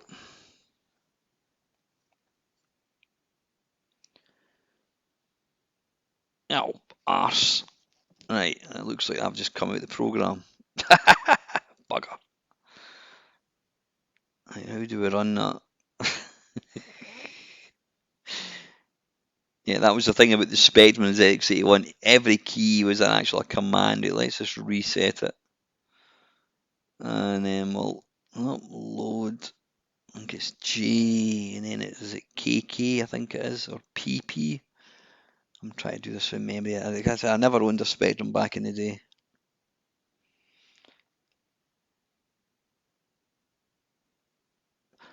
Right, I need to insert the tape, 3D Monster Maze, and then we need to do load, and then run it. There we are.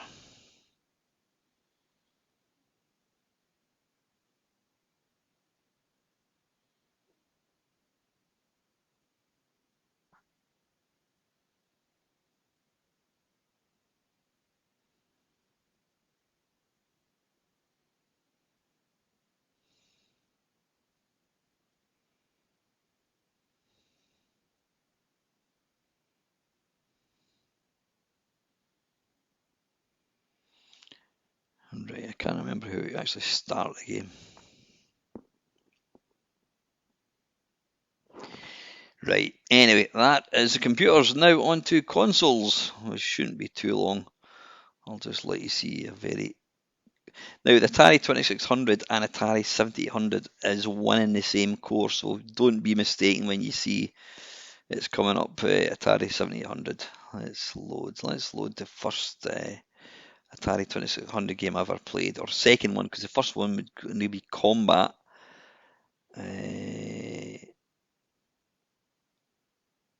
fact, no, wait a minute. Let's load Space Invaders.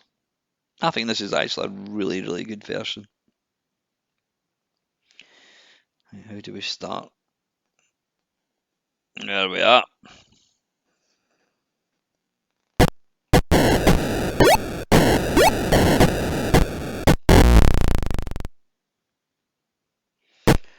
Right, let's stick on some scan lines, that's better.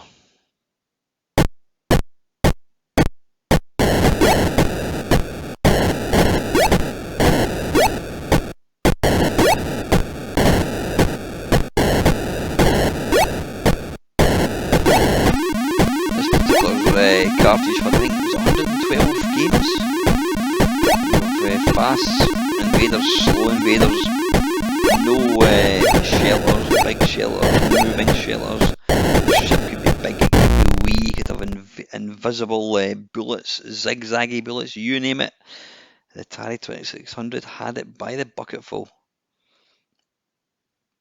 Right, this next one is the what is this? Atari, I didn't even catch what that one was. Atari 5200, I think it was. Bing! I'm not going to play this game because I hate it. 5200 was a consoleized version of the Atari 100. Games, from what I can gather, right technical. Right, Atari 7800. Again, it's the same, I think it's the same core as the Atari 2600.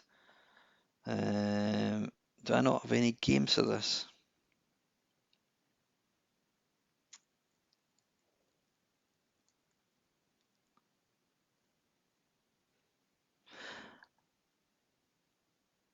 Maybe not. Right, okay. Right, trust me, the 7800 works well. Right, this is Atari Lynx.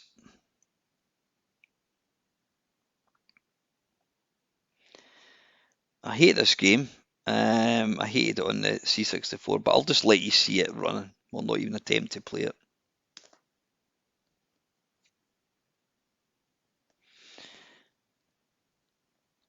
Atari Lynx has got one of the worst screens ever. Well, that's not true. That is unfair. It's not one of the worst screens ever. But seeing it on a big screen now, I mean, look at the quality of this. That is some impressive graphic manipulation. I think that was Atari Lynx. ColecoVision.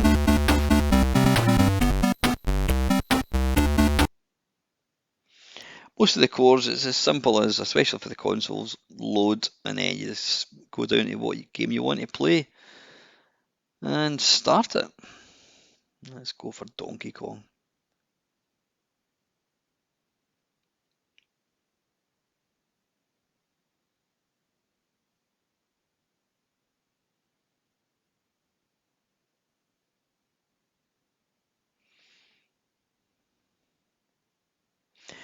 Playing ColecoVision games on emulators is actually much better, in my opinion, because the controller for the original machine is horrendous. Now, trust me, I've got one. It's a horrible, horrible controller. This is a great version.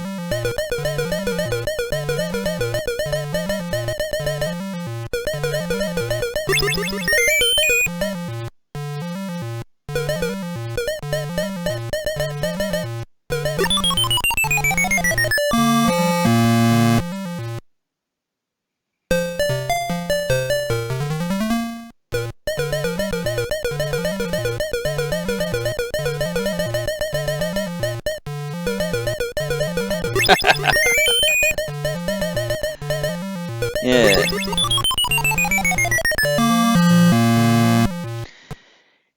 Game and Watch. Yep, you could actually play some of your Game and Watch games in this as well. This is a bit of a novelty. Yeah, it's not something I would really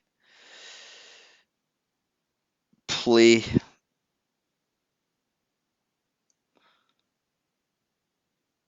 I don't know how you start. Right, left, down, up, jump. Yeah, because these little Game and Watches, like it says, it was also a watch. It was primarily a clock, which happened to have a game in it. I mean, it's a nice little added bonus. I have no idea what's this particular one.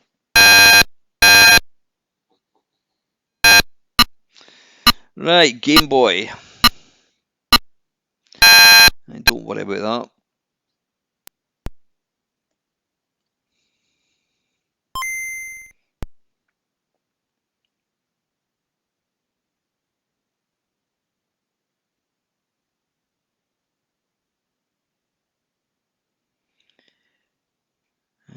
Got to be Tetris, isn't it?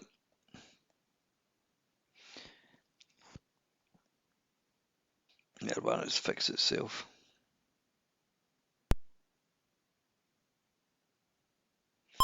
You do get that little menu popping up when you first press a button, but it does. I think you can actually go into the INI file and turn it off. Now I've got the Game Boy sort of filter applied to this, so it's getting lots of little squares.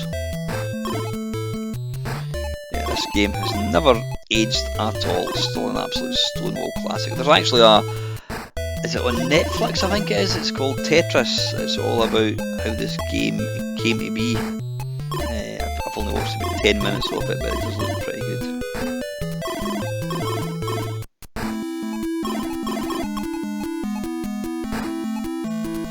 What's interesting about this game is one of my exes, she hated video games. She was not remotely interested in video games, but she loved Tetris and she was bloody good at it.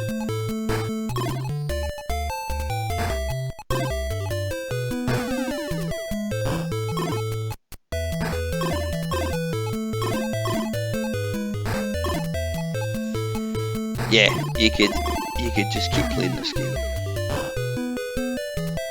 Now I don't have any Game Boy Advance games at the moment, but trust me, it does play well. Master System.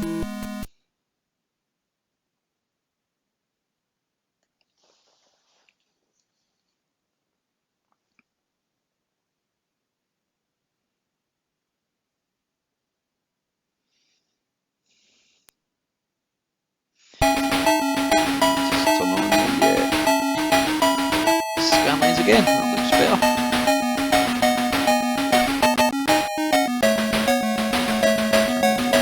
Configure the controller.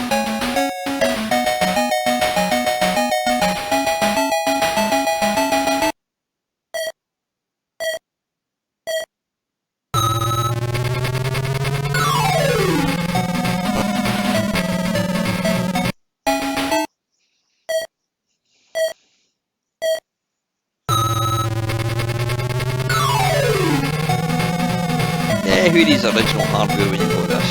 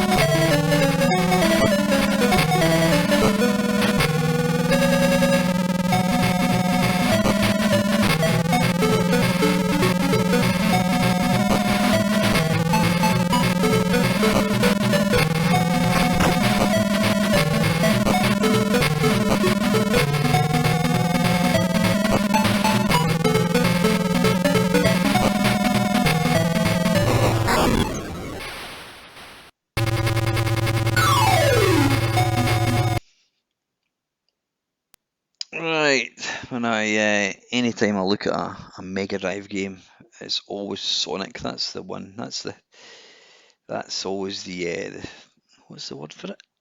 the yardstick, yeah. Sega. Don't actually like the game. I'm not a particular big fan of it, but it's always a game I always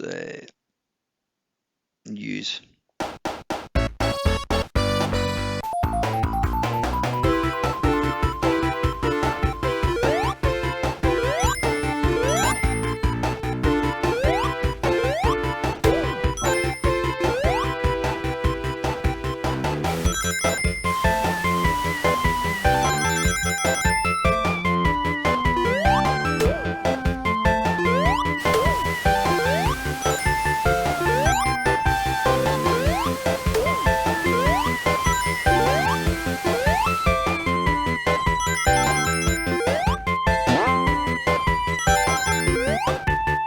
Yeah, the thing about this game, it's got some really fast scrolling sections.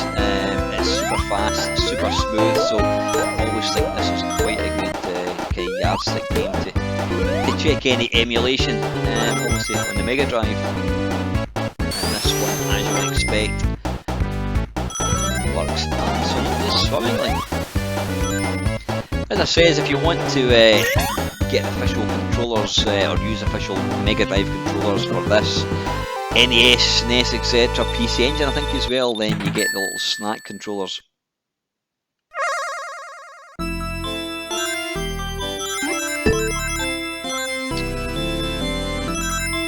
Right, what I'm going to do, just to, there's one game that people always refer to when it comes to sound emulation, and it's Streets of Rage.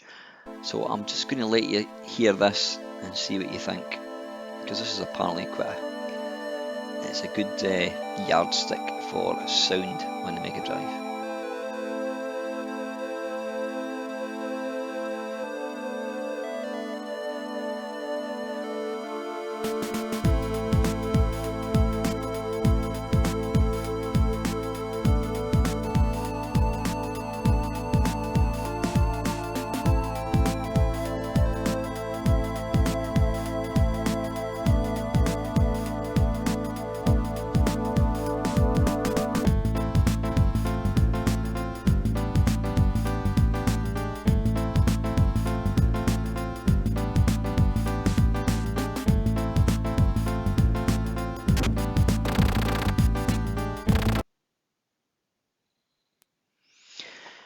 Yeah, no, I'm not an aficionado. I can't even say the right word. I'm not an expert when it comes to this game. I have played it a few times, and I've got to say that music does sound spot on. So that was the Mega Drive one. Right, next one. This is the 32X.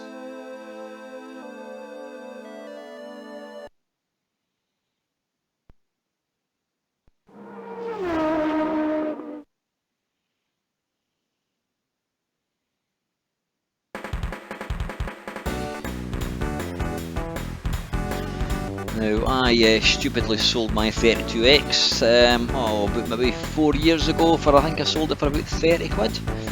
Yeah, I know.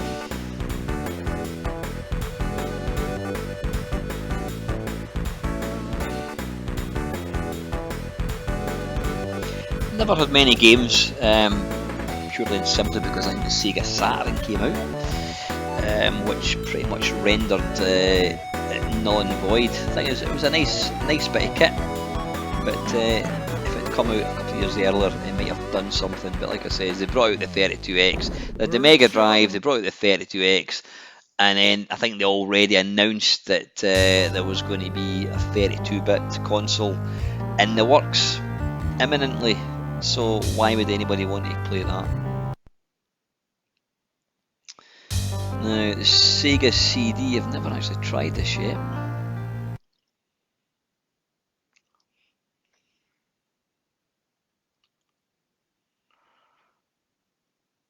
Alright, I'm not too sure why that's not working. Try a Japanese one. Probably need to reset and eject.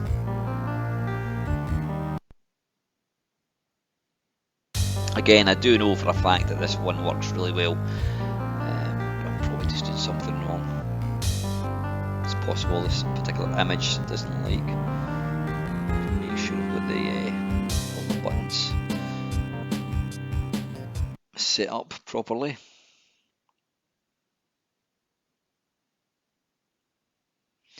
Right, I don't know what's going on with that. It just keeps going into the sort of music screen. So moving on, right, the Neo Geo.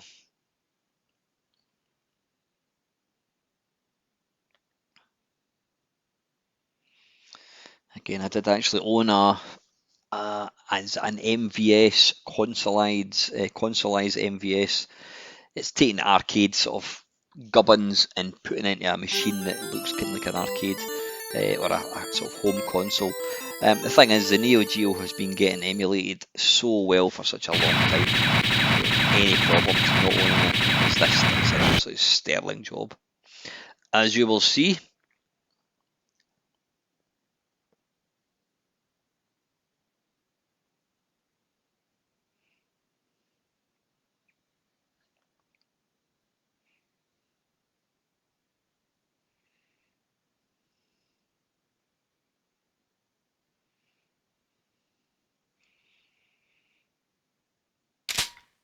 Oh, don't want to do that. There we go. Alright, how do we start?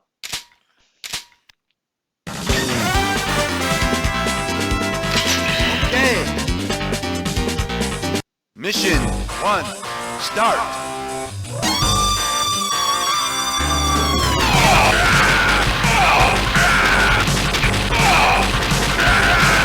Such a beautiful game, this.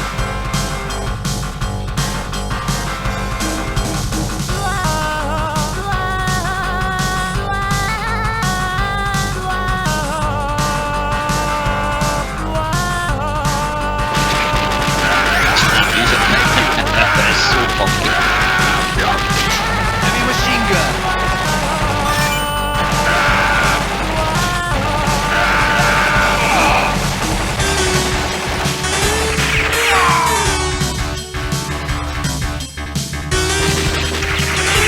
There's not many 2D running gun games that look as good as the Metal Slug series.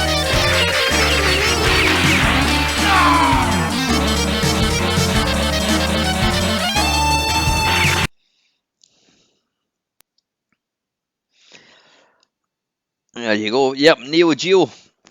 Next, NES.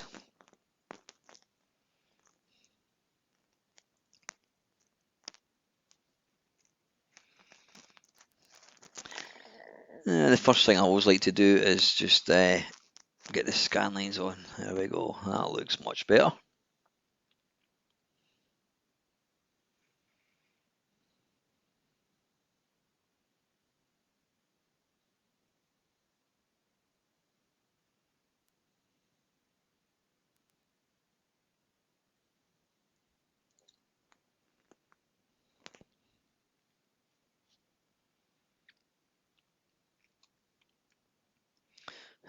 It's not starting right. What we need to do? No, that's okay. Right, anyway, yeah, that's NES. You know exactly what that's about. Next one, the Turbo Graphics. Or if you're from the UK, the PC Engine. Or was it the other way around? No, I think it was the PC Engine was in Japan and the Turbo Graphics was in the UK and America, I think.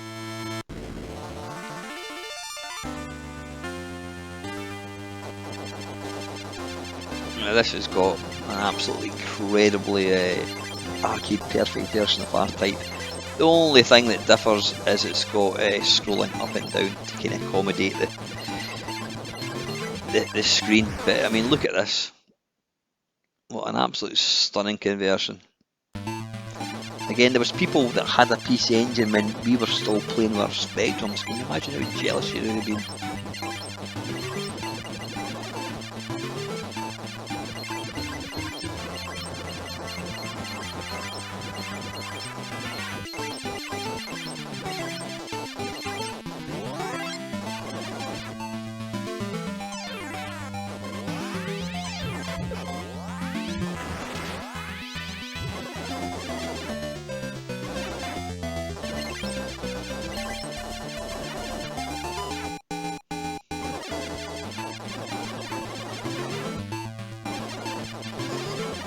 Yeah, it's completely flawless, this. And as you would expect, the performance in the Mister is perfect.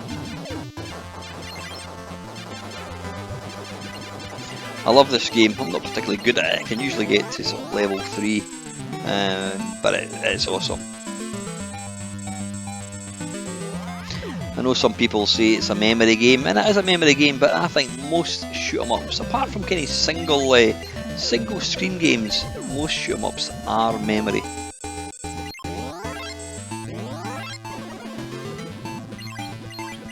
We'll see if we can get to the boss at the end of this level.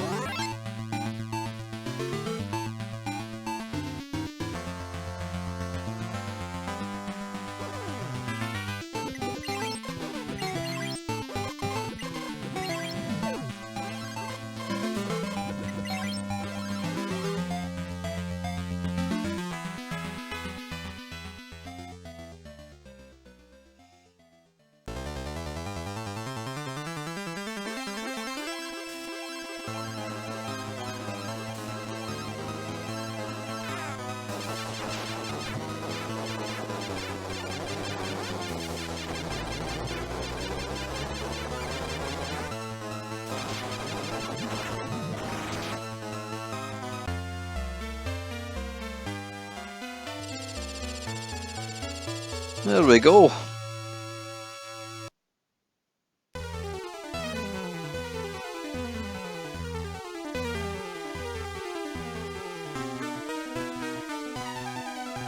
Now that was the PC Engine. This is going to be the PC Engine Duo, which was CD-based games.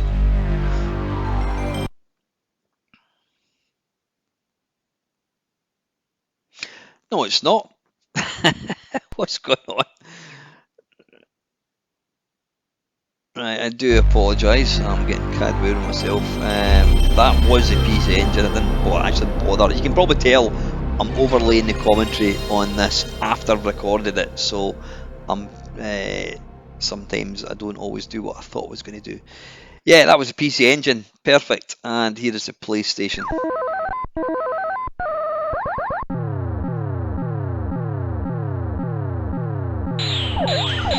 You know what, seeing this screen here, this was the first time I had seen Galaxian since probably 1980, and that little bit probably impressed me more than the actual game. Seriously, I could not believe that I was getting to play a 10-second game of Galaxian, and it was perfect.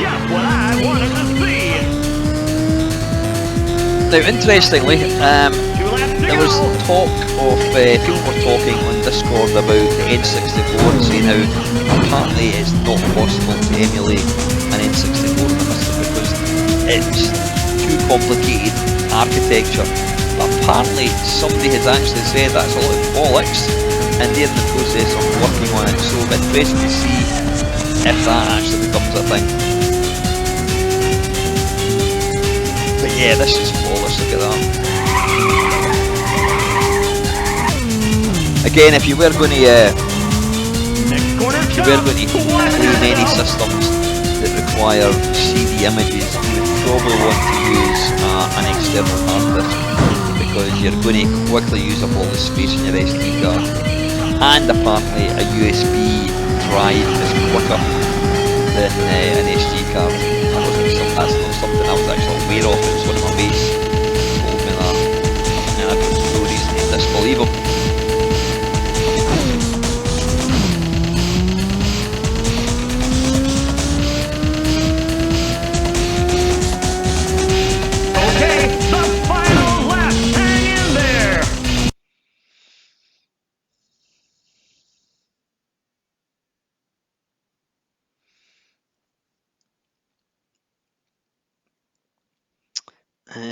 Super Game Boy SNES. Yeah, I need to let you see this one.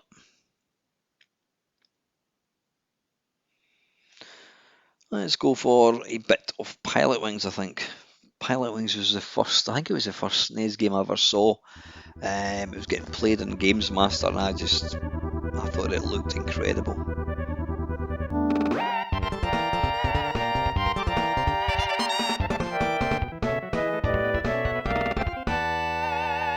Doo-doo-doo-doo.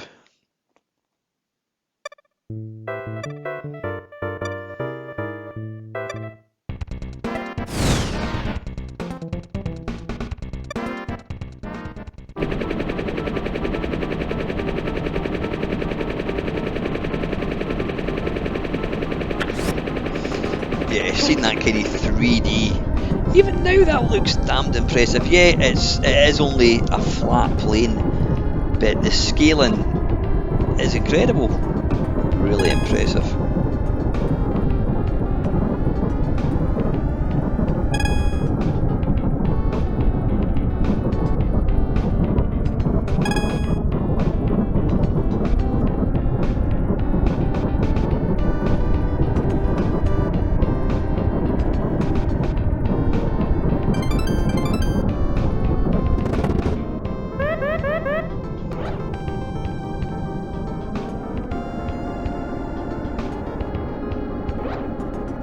I mean, look at it. I think that still looks brilliant even now. Even what, 30 years on? When did it come out? 1990, 91? 2001, 2011, yeah, it's probably the best part, about 34 years old. It still looks brilliant even today.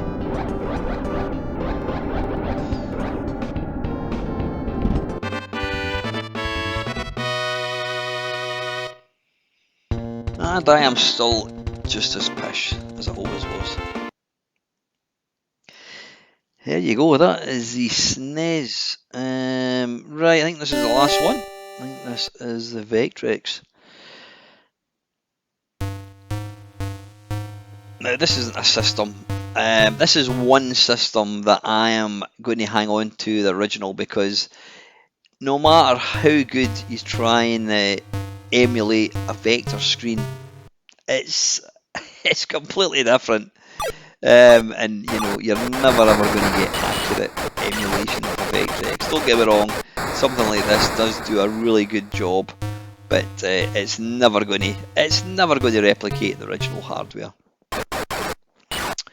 But anyway, listen guys, I hope you found this video both entertaining and helpful. If you're one of these people that's, you know, got quite a bit of original hardware and you don't really know too much about the Mister, you're possibly thinking about it, sitting on the fence, whatever, unsure whether you should take the dive or not take the dive, take the jump and get yourself one, I would absolutely say you should. There's really nothing negative I can say about the Mister. Yeah, it does cost a lot of money. You're probably looking at about 500, 550. Maybe as they become more easily available, the prices might come down. Unlikely.